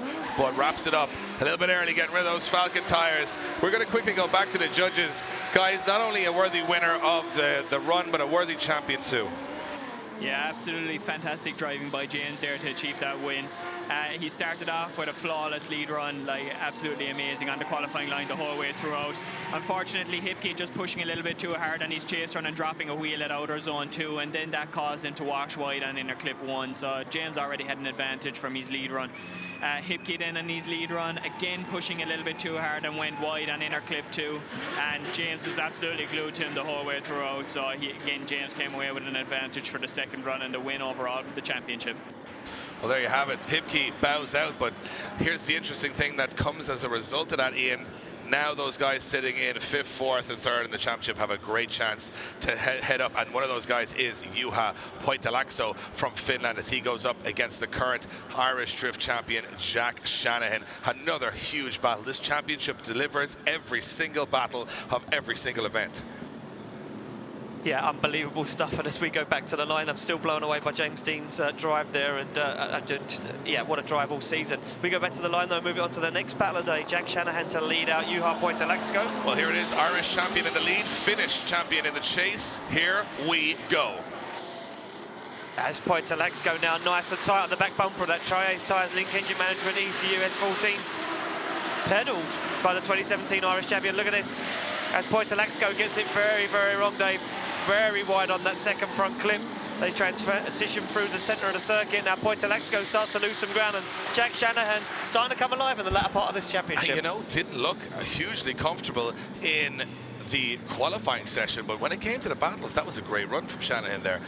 You can see Poitulehto doesn't let him get away, but as they just grip and go here, and that is it, from the camera angle we're looking at, it doesn't give any true representation of how fast that corner is. It is scary fast when you stand down beside it, but it looks like Poitulehto got lost in the smoke a little bit, and as they transition back, you can see Shanahan on that correct line, Poitulehto a little bit lost on the track. We haven't seen, you know, a waver from the Finnish driver like that this year, and Shanahan will be going back to the pits, or rather to the start line again.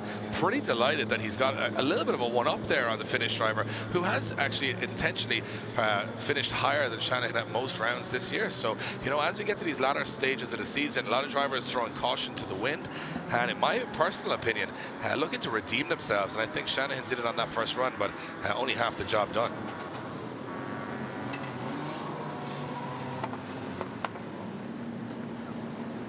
Jack Shanahan definitely would have been on the radio to his crew, you know, saying, how did that look? Where was he? You know, did he get on the door? And there was certain places, yeah, that Juha Poitulehto started to force a little bit of an error or a bit of a problem for Jack Shanahan. But for Jack Shanahan in that lead position, he looked very much dominant. He now switches it around, sits in a good position going the second half of this battle. Here's the thing, Poitulehto is fast. He is one of the fastest guys around here. If you want to stay with him, you've got to be very fast too. I think Poitulehto's going to go in here as hard as possible, and he's going to throw that BMW in with no regard for his own safety. Look at the body panels almost ripping off the car with such speed and so much smoke. Shanahan cannot see anything. No, look at Shanahan absolutely flying. He's trying to gain some proximity back. Didn't make the same error that Poitulehto did on that front clip though. Shanahan now very close on the door as he almost makes contact. Shanahan pushing 100% here as Poitulehto cannot escape the 2017 champion. Impressive stuff from Shanahan there in the chase position, getting right up close and personal in the Tri-Ace Tyres Link Engine Management S14. And Poitulehto in that corridor E92 with a new 4 Series front on there. But he was so fast, but it's just about here is where things start to switch up. Shanahan makes the dive through, and this is where he gets that proximity, which is also important here on a very fast circuit where it's difficult to make that proximity work. Yeah, Jack Shanahan doing a very, very good job there in the lead and the chase. Did the judges see it the same way that we see it, though? Sometimes we come across the wrong way, and the judges see completely different situation as we await the decision to drop in from our judges. Yeah, it's for another spot in the top 16. Will it go to the Finnish driver, or will it go to the Irish driver? We await the scores.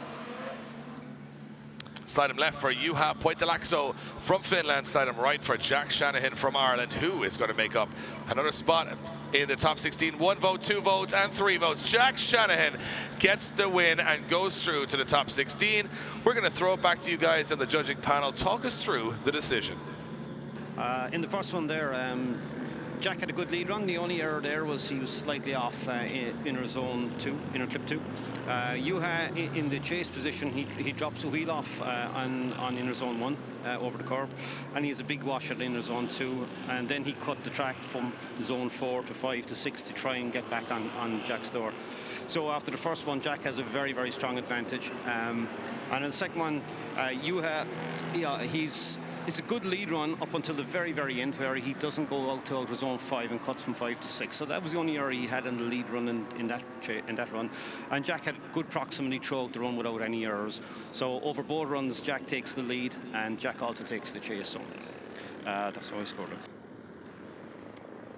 Jack Shanahan there taking the win and advancing through to the top 16, and we keep it going. We move on to the next ballet, which will be a very, very good one. These two guys haven't met in competition yet so far this season. It will be Sebastian Fontaine to take on Mikael Overgaard.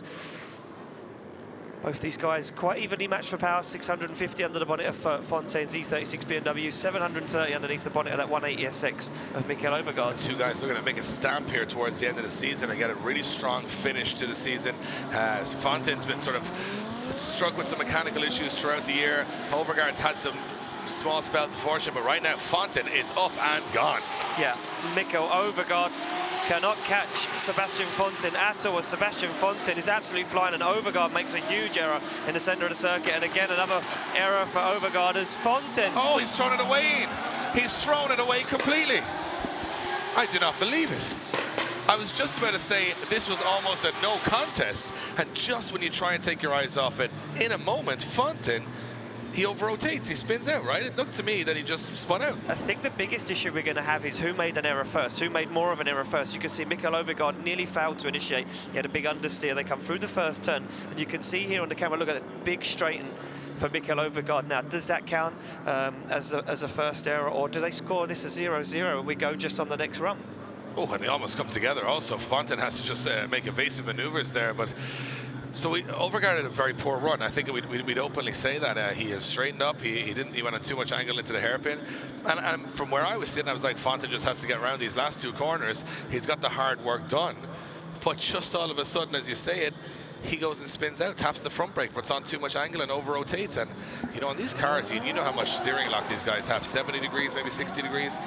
To go and over-rotate, it's a real big mistake. So, well, Sebastian Fontaine, I mean, we've seen him have James Dean on the rope and make a mistake. He's been doing this all year. I mean, he's got the ability, he's got the talent, but he just needs to, you know, put the knife in at the end of the run and get the job done. And he's going to be going out there saying, have I got to now pull off an incredible chase run to get back in this fight? I think he has to. For me, Mikael Overgaard's going to be sitting on the line thinking that he's got another lifeline right now. They come through the chicane, and off the start line, it will be Overgaard now to lead in Sebastian Fontaine. And Fontaine now not giving Overgaard an inch as they go door on door, but Sebastian Fontaine makes big contact.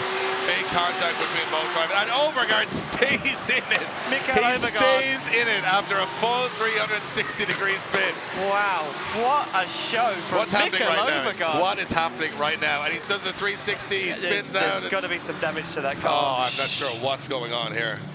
I was a little bit lost for words there, not quite sure what was going on. Our cameraman doesn't know where to look. The cameraman just fell out of the scaffolding tower. He was like, there's cars everywhere, there's smoke everywhere, there's 360 degrees, there's contact. I really want to see a replay of that, because that was something quite spectacular. For me, look at the aggression that Sebastian Fontaine brings. Fires the car and gets himself too car on the door. He has to make contact. There's nowhere for Sebastian Fontaine to go. But look at Mikael Overgaard, throws a 360 and then stays back in it.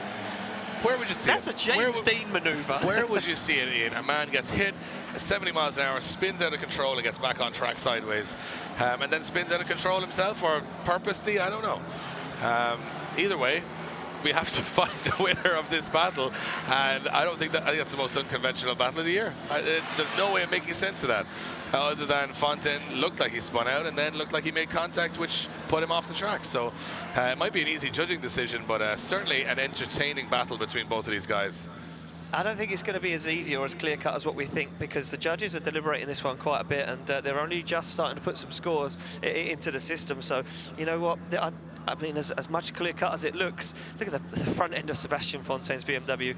It has been smashed into the door of Mikael Overgaard, so let's see which way the judges go. A decision will need to be made, and I think it's going to be an obvious one here. If Fontaine does not complete both runs, and Mikael Overgaard, I think he's just got out of jail free here if he gets it. Mikael Overgaard, will the Danish driver get the win as predicted? David goes, Kevin, and Kieran. Mikael Overgaard gets the win and goes through to the top 16. 2 non-finishes for Sebastian Fontaine over both runs makes that one pretty obvious.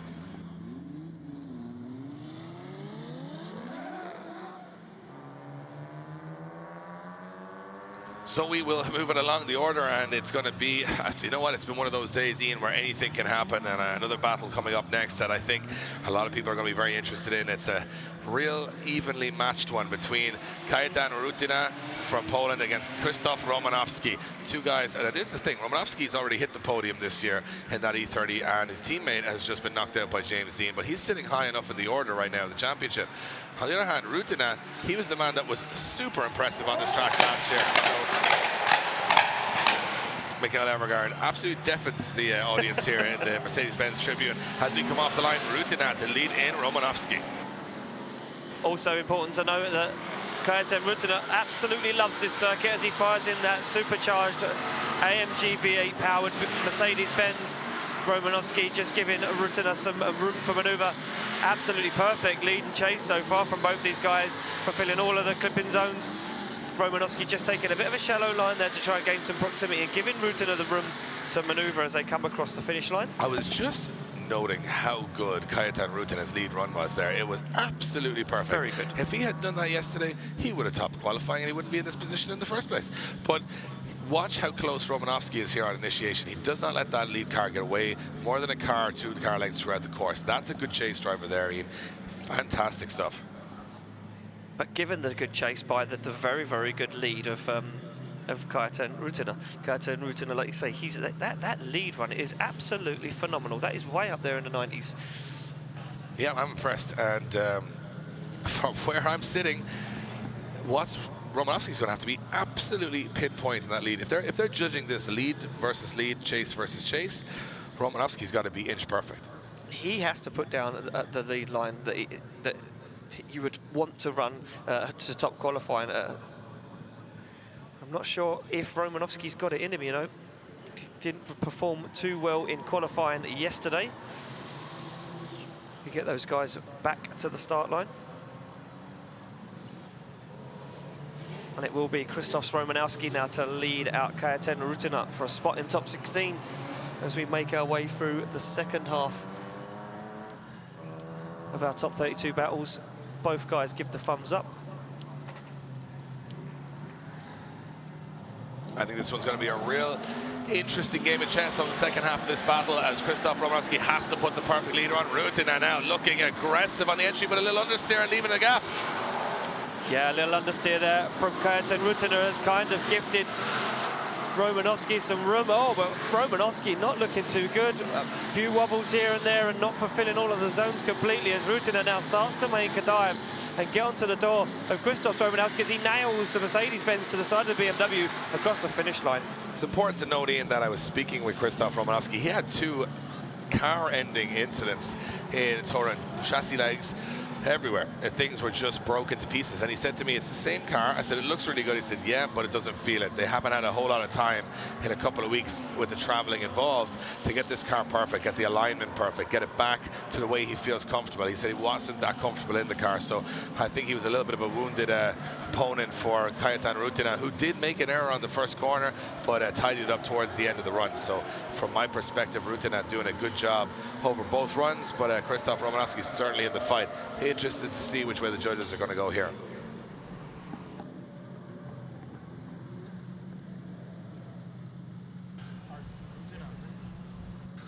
So we await the scores to drop in from our judges on these ones. Yep, as the wind takes all of Ian's commentary notes away. See, now you have to rely on pure brain knowledge, Ian, which would show all of the weaknesses. Yeah. It's pretty windy up here in the Mercedes-Benz Tribune. I've completely lost all my paperwork now. It's all gone. Ian, this happens. We're in Germany, we're up very, very high, we're in a grandstand, and we're trying to keep stationary down. That doesn't work. So we got a decision to be made here between Romanovski and Rutyna.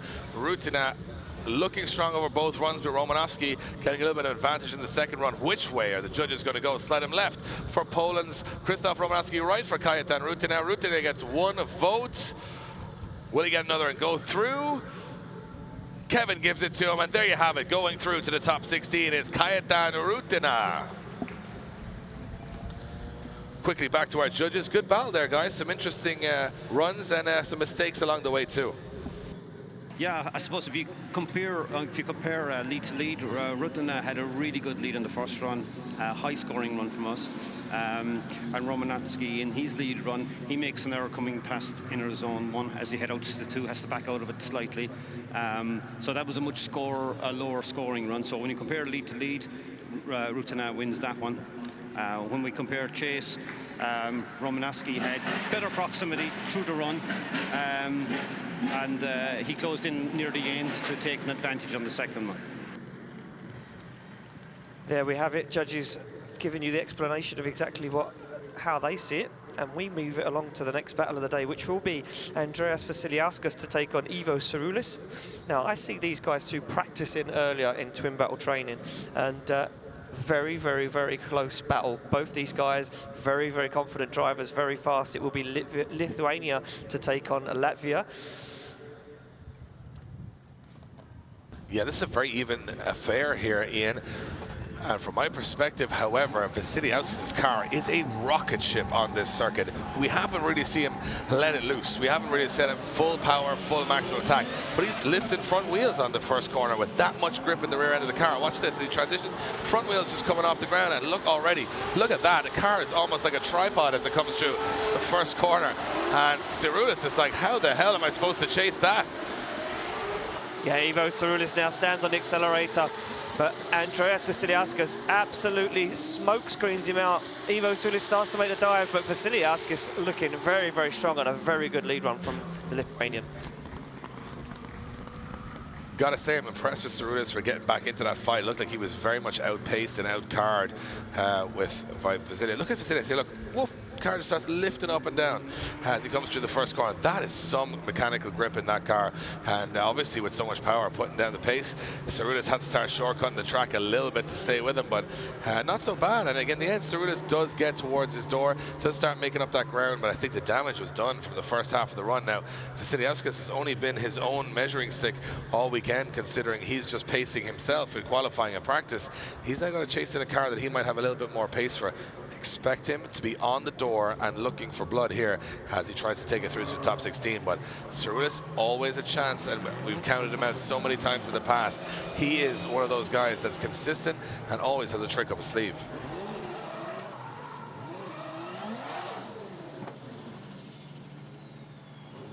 Both the guys pull back to the start line. Like you say, David, will be Andreas Vasilyaskus to chase down now. Ivo Surreal looked on form in practice, but not very, you know, not really putting it all out there in that chase run against Andreas Vasilyaskus just a second ago. Both these guys get their thumbs up. Yeah, it will be green light and go for Vasilyaskus and Surreal as they now come through the gears at up over 80 miles an hour, top of fourth gear, and throw it sideways. And look at Vasilyaskus, he's way too close here, it's made contact. But Surreal stays in it, he stays in it. This is a real fight right now as Vasilyaskus again makes contact with the rear end of Surreal car. Too aggressive, Ian. Will he hold it? But Surreal is staying in it. Surreal is doing a very, very good job of staying in it, and Andreas Vasilyaskus now backs out of it, gives him some room to manoeuvre, but big contacts and just a pure show of aggression from Andreas Vasilyaskus. We go back to the replay and have a look at this one more time. Well, this just comes in so hot, Ian, and look at this. As he comes through, look, boom, hits the back end of Surreal's car. Now, that is at over 70 miles an hour, so Surreal has to adjust the steering wheel, but he stays in it. And look at this, another little, just a little tag as they come through on the hairpin. Maybe even not a heavy hit, but something very, very close. I think, you know, Vasilyaskus had a lot of the work done on the first. Did he go too aggressive on the second? I think Ivo Surreal has, you know, had a disadvantage for him being punched in the face. That's essentially what happened there. He took so many hits to the face and he kept on smiling, and it may play into the advantage of Andreas Vasilyaskus.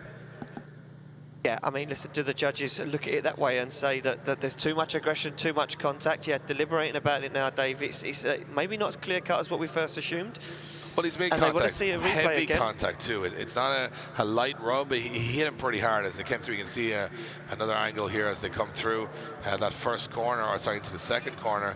Vasilyaskus, the contact was just before that moment, and I think, you know, from a layman's term, everybody got home safe. You know, they all rang their mum and said, "We got home safe." But what happened in the meantime was, did Surreal have to, you know, make adjustments because Vasilyaskus was essentially running into the side of his car? So judges will look at that, balance that. I mean, a light rub or just a touch of the tire, that's allowed, but there was some pretty big contact there, and at that speed it could easily have sent Surreal into the concrete barriers.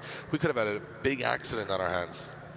Yeah, it was a big show of aggression there from Vasilyaskus. And like you say, judges might be saying that if Ivo Surreal wasn't there, would Vasilyaskus have carried too much speed? Would he have gone off circuit? Did he use Ivo Surreal to slow himself down? Well, the judges look like they may have come to a decision as the scores drop in. Yeah, just take a little check of the replay there, and it does look like we have a decision. Slide him left for Ivo Surreal. From Latvia, it is a one more time announced from David Callas, Andreas Vasilyaskus, Surreal. Who's going to get their votes? Kevin says one more time. We're going one more time between Ivo Surreal and Andreas Vasilyaskus, much to the delight of the German crowd here, Ian, and much to our delight too. That was an incredible battle, but those guys couldn't have been separated. And we're just going to go to our judges and say, guys, you want to see him one more time? Yeah, an unfortunate mistake there by Andreas Vasilyaskus, especially because coming from his first run, he had quite a decent advantage because he had a fantastic lead line, and Ivo was really struggling for pace and had to do a lot of cutting of the circuit to actually maintain some little bit of proximity. So Andreas actually had a okay advantage going into the second run, but he came in way too hot into the first corner there and actually made sizable contact at inner clip 2. If he hadn't have made that contact, he definitely would have came away with an advantage again, but because he made that contact, he loses all of his advantage, and advantage then turns over to Ivo. So we think that it's that evens it up, and it actually has to go one more time. There we have it, judge's decision, and you know what, one more time. I'm not sad to see that, Dave. I'm quite excited to see them two go at it again. All day. I think that Ivo Surreal now is going to go away from that battle and say, you know what, I think I could push a little bit harder. Here's a big battle now. Ireland versus Norway. Two guys looking for a big turn of form here. Torstein Kvia from Norway. He's been one of the most exciting guys on the grid all season. We love his driving style. He goes up against another Iceman in Nigel Colfer with a huge amount of experience in European drifting. Two guys that are very evenly matched, however, two very different cars and setups. Let's see how this one goes down. And look at this. Torstein Kvia on the back bumper of Nigel Colfer. Nigel Colfer, the winner of this round last year, though, very, very fast as Colfer fires it in. Oh, Colfer almost makes a big error, has to make a big steering correction. Kvia now notices them fall and starts to make a dive onto the door of Colfer's Acorn Insurance 180SX as they come across the line. Kvia doing a very good job there, I feel, in that chase position. You know what? Very textbook from both drivers, Ian. Colfer and Kvia looking very, very strong there. Colfer, I thought, was going to drop off the track. He hit that first corner so fast. Watch this. Almost thought he was going to drop. Just stays on the edge. Yeah, just stays on the edge of the track, and a little bit of a wobble there as he hit the curbs. But, you know, they both tidied it up. A couple of wobbles from Kvia in the chase, too. I think this one's pretty even. An evenly looking match. Yeah, both of these guys doing a very, very good job as they make their way back to the start line now. Like I say, Nigel Colfer winning this event last year, so he has a lot of experience of getting nice and close onto the door. And Kvia, though, you know, taking a step on the podium already at round 1, taking that third step on the podium, hasn't really managed to recreate that or get himself into a position to recreate that into a top 4. So Kvia really looking for a strong round, and said that he's had his guys working on their car all night and get it prepped and ready to do battle with Nigel Colfer. I mean, Kvia's in the lead position now. He's a fast driver. Colfer's going to know that he can trust Kvia here to go into that first corner very close. Colfer, though, we haven't seen that aggression from him this season. We haven't seen that door-on-door aggression. He's been quite tentative in terms of getting points on the board and being clinical and technical. I think he's got to risk it here. Certainly has, Dave, as they come off the line. Look at this. Colfer on the back bumper of Kvia's car, but a wobble there from Colfer as Kvia now stands on the accelerator. Oh, and a big wheel drop from Kvia, but he stays into it. Kvia stays in it, and Colfer just giving Kvia a little bit of room to manoeuvre now. Kvia starts to pull away. Colfer makes a last-ditch attempt to dive on the door, and you can hear the supercharger whining underneath the bonnet of Kvia's 180SX as they come across the line, door on door. Really good stuff. Impressive from both drivers there as Kvia and Colfer. It was clear, look, a mistake from Colfer. Locks up. He expects the car to go sideways. Actually just grips up and drives for a little bit. But Kvia does drop way off the track there, and Colfer did well to stay in that at that point. But Kvia, though, lots of smoke, lots of angle, getting right out to those outer zones. And Colfer starts to make the move towards the end of the track, as we see all of our top drivers do. And yeah, I'm not sure I want to be a judge on this one, Ian. I wonder if people get the initiation wrong, because if you take a look at the camera angle, the track is ever so slightly cambered. So it's like the car doesn't want to initiate up a hill, so you have to force the initiation. Judges still not made their decision yet. Dave's jotting down some notes, having a discussion. Well, a lot of the guys saying on the grid, if you think about that first corner, so you're trying to throw a car sideways, essentially break traction at over 80 miles an hour. So a car isn't really designed to break traction at over 80 miles an hour. That's not something normal people do. So if you put a lot of grip in the car to make it fast, sometimes it just will grip. There's just enough grip for it to do what it's supposed to do. You're not trying to put 700 horsepower at 20 miles an hour. You know, you're not trying to do a burnout. You're trying to go very, very fast. But leave the car too loose, and you might lose the pace with your opponent. So there's this game of how much grip do I put in? How loose do I leave the car on the rear end? And remember, drift cars are like essentially drag racing cars, set up very like drag racing cars with maximum grip to go through corners as fast as possible, but not at the same time. They're built to break traction. So it's almost two things working against each other. You're trying to break traction and get the maximum amount of grip at the same time. That's why we see these cars built with such incredible precision and technological advances in the last couple of years, because it's not a normal thing to ask a car to do. You go to a race, you go, I want grip and to go fast around the corner. You don't want grip and to go sideways around the corner. It's sort of like a contradiction, right? Which is pretty much everything in drifting. It's a complete contradiction to the way normal motorsport works, and it's very interesting when you break it down to what they're actually trying to do in the nuts and bolts of this sport. And I think that's Colfer suffered. They're taking some selfies for Instagram on the start line. You know, got to keep the social media going. Smiles all round, but will there be in a couple of moments, as we have got a decision from our judges. Slide him left for Tor Arne Kvia from Norway, right for Nigel Colfer, who is going to go through to the top 16. David says one more time. Kieran and Kevin says Nigel Colfer, and Kieran's decision will decide it. He says one more time. Another one more time between Kvia and between Colfer. And guys, you're arguing up here. You got a split decision. What's happened? Talk us through it.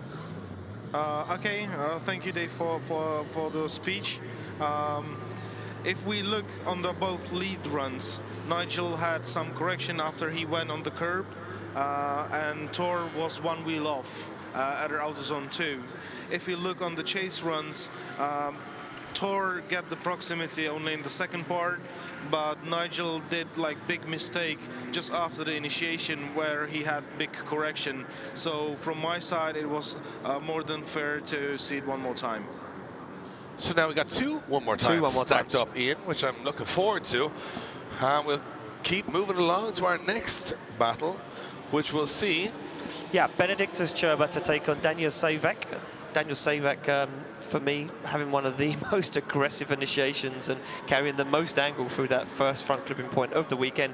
But Benediktus Sherma, like we said, he's been progressing all season as a driver and making his worth.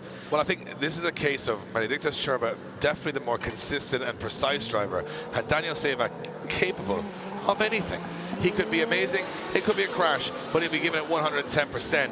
This is the battle between Sherma and Saybak letting him get away a little bit from the start here. He needs to start making some moves to get back in Sherma's rear view mirror, but Sherma is gone. Benediktus Sherma making a huge drive away from Daniel Saybak right now. Saybak looks like he could be lost in the smoke clouds of Benediktus Sherma's BMW as they both power across the line. Benediktus Sherma very, very fast. Fastest man on earth right there, because he came through that course almost faster than anybody we've seen, and I don't think Saybak was expecting that kind of speed. No, not at all. Look at Benediktus Sherma. He fires that car and is on a perfect lead line, nice and deep into that outer zone. He transitions back, and look, before he's even transitioned back, starts to pull a massive lead. And this is where it shows as well.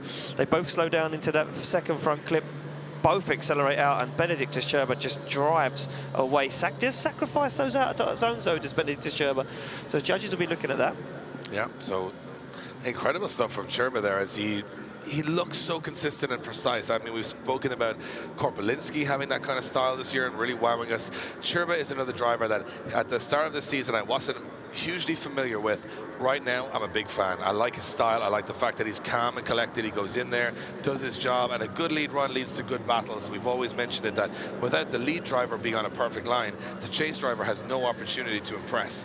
It's like they're working against each other, but they're actually working together. Again, another contradiction in this motorsport, but essentially, Sherma always puts in that consistent run, meaning people have confidence to practice with him, and he's been doing great in the championship this year, and it shows why. But now in the chase position, consistency has got to turn to aggression and get on the door of Saybak. Saybak, I have no doubt, will go in here at maximum attack. Daniel Saybak leads in Benedictus Sherma for the second half of this battle. And Benedictus Sherma right on the back bumper of Saybak's car. Absolutely clinical positioning of Sherma's car there on the back end of that S14. They transition into the front clip. Saybak very wide, but Sherma puts it down. And look at this, makes another dive onto the back bumper, giving Saybak some room to manoeuvre. Sherma coming through the smoke and pushes on the door of Saybak's S14. I think the incredible thing to think about, Ian, is how do you see? I mean, one, you're doing motorway speed and throwing the car sideways. Then you got to come through a smoke cloud where you can't see anything. Watch the transition from Sherma here. Explain to me how right now he can see anything when they come through this section, and as they transition here, he pops through that massive smoke cloud, goes over the windscreen. And then as they come through the next section, Saybak puts the power down again. He's transitioning inches, but he has no visibility. That is, you know, that's Jedi mind stuff there. It's just, you know, you come through there and the force, you feel it. I think he's somewhere in there. I'll just make a dive here, hit my very expensive car at 80 miles an hour. I think it all comes down to muscle memory. These guys have done so many laps of this track, you know, and they trust each other, like you say. They've got a lot of trust in each other to put the cars door on door at over 80 miles an hour. Looks like the decision is in, though, Dave. Yeah, it's for another spot in the top 16 main event. That's what everybody's aiming for. Well, one of these guys will make it, and one of them will not.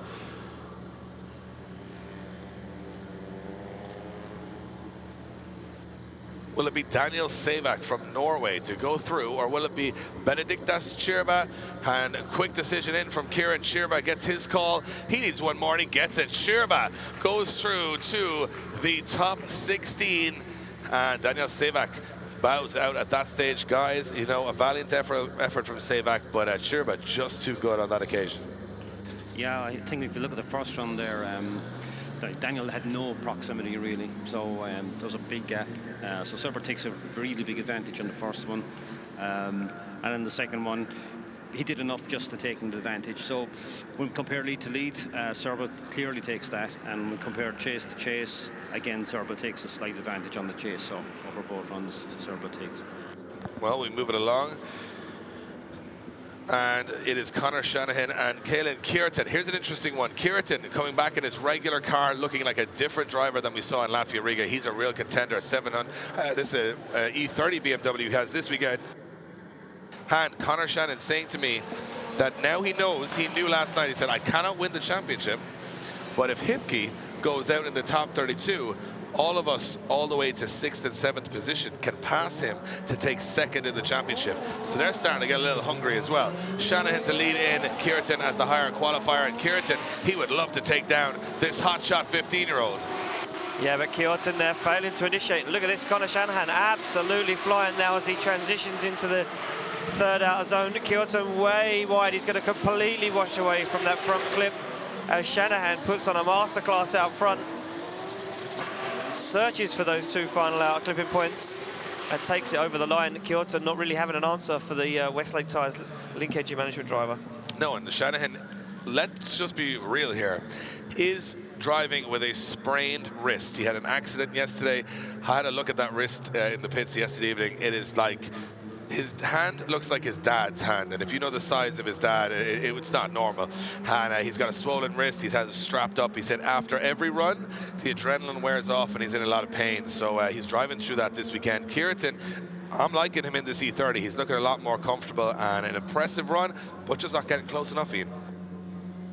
No proximity playing a big part in these battles, and you know what, for me, yeah, like you say, Dave, rightly so, Cureton just not having that proximity, and we know Jack Shanahan likes to get nice and close, and if he's feeling confident, he would have been told on the radio from his spotters that he's done a very good job in that lead position. Yeah, of course you meant Connor Shanahan, not Jack Shanahan. Sorry, Connor Shanahan. Yeah. My bad. You know what? It is your bad, Ian.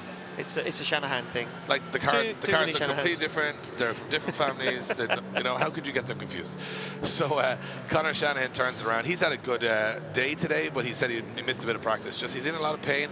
And Cureton, you know, his idol James Dean has just won the championship. He beat him at round 1, but since then, as Connor's had a return back to reality for how difficult this championship is, and we've seen Cureton now trying to make a move in this championship, trying to impress this German audience here, and he's in the lead position, the perfect place to do it. Shanahan, he says he might not have the fastest car on the grid, but he's going to come in hot. Let's see how he gets on here, and oh, right now he is no power whatsoever. He has completely shut down.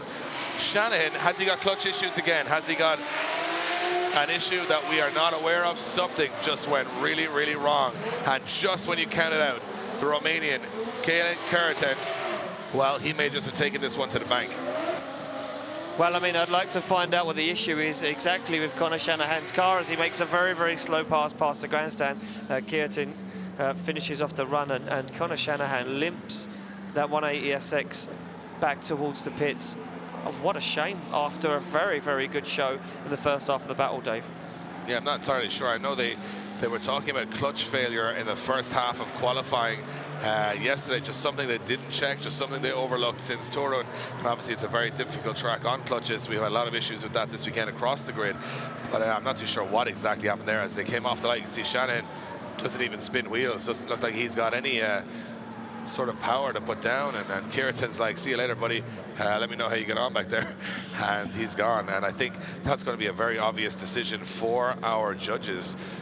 One of the few easy decisions they're going to get this weekend, Ian. Is not always easy being a judge, and of course you're always going to be a little bit under scrutiny for your calls, but when it's an obvious one like that, no contest from Conor Shanahan on the second half of the run. Well, here you go, just to make it official. Cureton from Romania will take the win and go through to the top 16. Cureton gets the win. Not the way he would have wanted it, Ian, and Shanahan bowing out, and he makes his way back for a decision, but after an advantage on the first run, Shanahan then does not contest the second and leaves the competition. Brake failure at round 4, now another mechanical failure at round 5. He's had a tough go of it the last couple of rounds, but we move it back to a battle that we thought Vasilyaskus was coming in hot, looking strong, looking good. All of a sudden, hey, we're back at it one more time. I told you, don't count out Ivo Surreal. He is the man when it comes to these tight battles. And when it has to be a winner after the end of these two runs, Surreal now, but a second chance to get the job done. Ivo Surreal now chasing down Vasilyaskus, but Vasilyaskus looks like he's got some fight in him as he powers that car through. And again, Vasilyaskus' car is absolutely flying. Ivo Surreal needs to be nice and close and get some proximity as Andreas Vasilyaskus puts pedal to metal and powers that E92 Turbo Systems BMW over the line. And Surreal just not got the same proximity that Vasilyaskus had in the first half of that run. We look at the replay. I mean, Vasilyaskus certainly has the pace, Ian, there's no denying that. He's lifting front wheels, he's wheeling around the track, he's looking incredible. Surreal's doing a better job, I think, this time of staying with him. I think he's just outpaced here. I just don't think he has the pace to stay with that absolute rocket ship that Vasilyaskus has. And I think from another perspective, he does get back into the fight towards the end, so no harm done for Surreal. But Vasilyaskus, way too aggressive when these guys went at it the first time. Has to tone that back. I mean, I can't believe I'm saying it. Tone back the aggression. I mean, I want him to like level up because it's more entertaining to watch. We want to see these guys knocking paint all day. But Vasilyaskus, you know, he's back again in an advantageous position. He cannot throw that away by being too aggressive. And but anyway, who am I to tell him, right? It's his car. He can do what he wants. If he wants to go out there and crash into him like the last time, he's every right to. Exactly that, and Andreas Vasilyaskus, like you say, just needs to rein it in by about 10%. If he gets some good proximity throughout the run, he could overturn it, because Ivo Surreal doesn't have that proximity through the first half of the run as they initiate and come through that first front clipping point. Both drivers gives our start line marshal the thumbs up. They look to get a green light as Ivo Surreal now leads out Andreas Vasilyaskus for the second run in this one more time battle. Going in aggressive again, Ian, right onto the rear quarter panel of Surreal's car, but this time he doesn't make contact, and now he's looking a little bit, he's in the wrong place on the track. Surreal goes very wide there as Vasilyaskus now starts to reel in. Oh, and he got stuck on the wrong direction, and Surreal, of all things, pulls a big gap, and Vasilyaskus shuts down and goes off the track. Vasilyaskus shuts down, does not complete the run. I mean, you couldn't write this stuff. I couldn't see Andreas Vasilyaskus. Like you say, he got caught on angle, and it was like the car shut down. Oh, was there contact between wheels? Do we need to have a look at a replay of that? Andreas Vasilyaskus, yeah, it looked like he came round that second front clipping point and got a big angle. Very good job from Ivo Surreal, and Vasilyaskus in that chase position. Very nice. Reined it back in, less aggression this time. But now, look at this. This is where it kind of all goes wrong.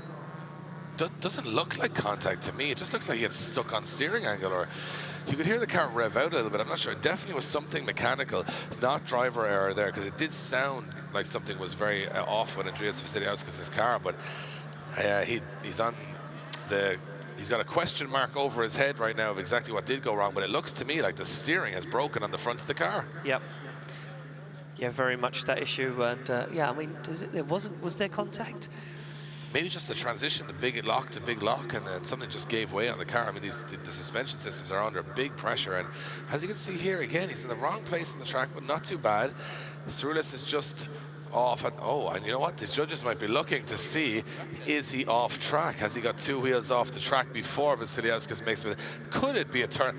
Could Vasilyaskus get a little green card? Every time you think it's going to go one direction, it's going to go there. To me, it looked like Surreal had 2 wheels off the circuit before Vasilyaskus shut down. Now, what does that 0-0 the run? And then we go to the first run, and I imagine Vasilyaskus has the advantage. It could turn around here. So if you're watching this and you're just a little bit like us, confused, this is what happens. Okay, so a 0 can be scored, as we mentioned in the criteria, if a driver puts 2 wheels off the circuit, that's onto the green area beyond the curb, right?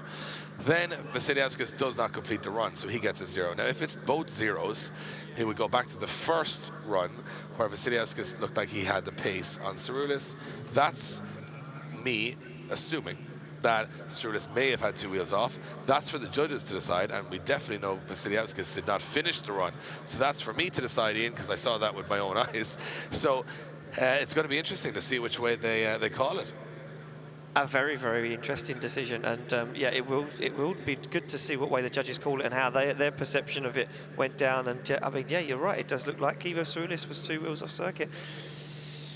And if he was, it was close. Yes. It wasn't like he was way off, but he was close. It looked like 2 wheels did drop over. Again, we're just speculating right now, but just to prepare you for a decision that might not seem obvious, which sometimes it isn't in drifting. And of course, a lot of rules, regulations, criteria that the guys are put through in those driver briefings to explain these situations. The drivers will know, but for us watching on, we have to make a call on it. Let's see which way it goes. We'll know straight away with the decision. Slide him left for Ivo Surreal, slide him right for Andreas Vasilyaskus. And David says Vasilyaskus, Kevin says Vasilyaskus, and Kieran says Vasilyaskus goes through to our top 16. Were we right, guys? We were saying it was 2 wheels off? Yeah, you know, okay, if we look at the first run, Vasilyaskus is a really good lead run, a high-scoring lead run. And Ivo, even though he has proximity near the end, he makes an error on initiation. He initiates very, very late, and so he has a big error there at the start. So after the first run, Vasilyaskus has a strong advantage. The second one is where this all comes down to. Ivo in the lead position after the transition as he heads out to outer zone 3, he actually drops 2 wheels over the curb onto the green. We watched the replay a few times just to make sure of this, but it's very clear. He puts 2 wheels off. Straight away, he scored a 0 there, so that's an incomplete.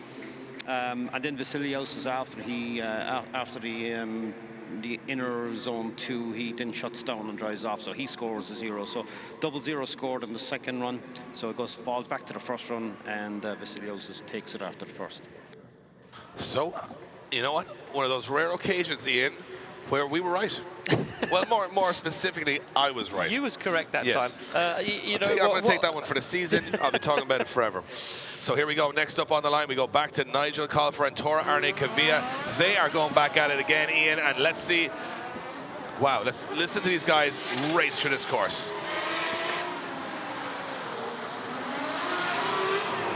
Yeah, as Nigel Colfer there just drops the wheel, Kvia mirrors what he does, and Kvia stays in it this time. And Kvia now makes a dive onto the door as they both come across the line. You know what?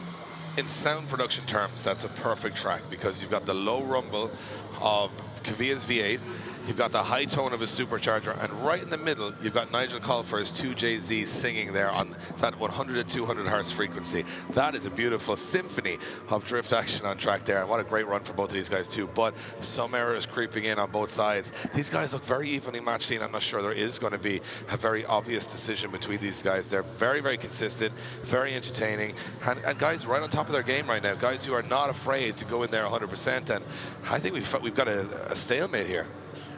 I don't think it's going to be as clear-cut as what what most people think it should be or what it could be. yeah, Kvia is on top of his game, and so is Nigel Colfer, but both of them making small errors. Colfer just dropping that wheel. Kvia did follow him in, being the chase car. He's going to follow that line. As we get them both back to the start line, could just hear that supercharger of Torane Kvia's car just drawing in all the air. And a very focused driver as he stares stone cold forward, ready to do battle against Nigel Colfer.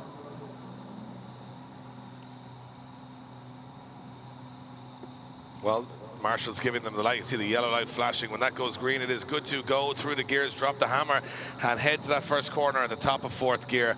And it is just insane running. From this angle, you can't really see just how far away they are into that first corner.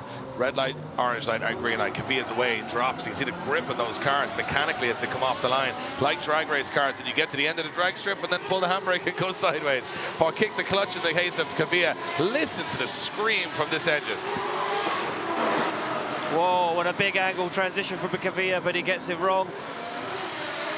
As Nigel Colfer stays in it. And Nigel Colfer finds the back end of the Norwegian's S13 and pushes him over the line. A big error there for Torane Kvia in the middle of the circuit. And you know what? I think he knows that he'd done too much in that battle. We have a quick look on the replay for a recap, and you can just see here the error that Kvia made. Colfer doing a very, very good job in that chase position. Kvia fires it in a big angle, has to back out of it and use the handbrake to slow the car down. Nigel Colfer, though, stays cool, calm and collected behind and gets back on the door. Some nice proximity from Colfer as he pushes the Norwegian smoke machine all the way over the line. Yeah, that decision has to be made, Ian, and it looks like it will be the last decision in our top 32 as we await the top 16 main event. But who's going to make it? Will it be Norway? Will it be Ireland? Will it be Colfer? Will it be Kvia? I would not like to be a judge on this one. A very tough call to make.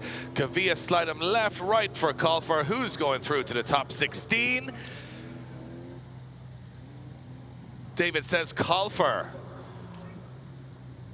Kevin says Colfer, and Nigel Colfer gets the win and goes through to the top 16, eliminating Tor Arne Kvia. Guys, a couple of errors from Kvia there. If we look for the chase runs, both guys had pretty nice chase runs, but everything getting to the big mistake at inner clip 2 by Tor, which basically decided all the run. There we go. Nigel Colfer progressing through and making it through to the top 16, Dave, and that does round up our top 32 battles here at round 5 of the Driftmasters European Championship. So as you mentioned, Ian, we are finished our top 32 here in Hockenheim. The F1 circuit transformed into a drift circuit for an incredible fight, and we've seen an incredible, intense qualifying session. Now we've had so many shock stories and a championship decided in the top 32. What can possibly happen in the top 16? Well, we're back shortly with all the action here from Driftmasters European Championship. In a couple of moments' time, we are about to send these guys out for the top 16 parade.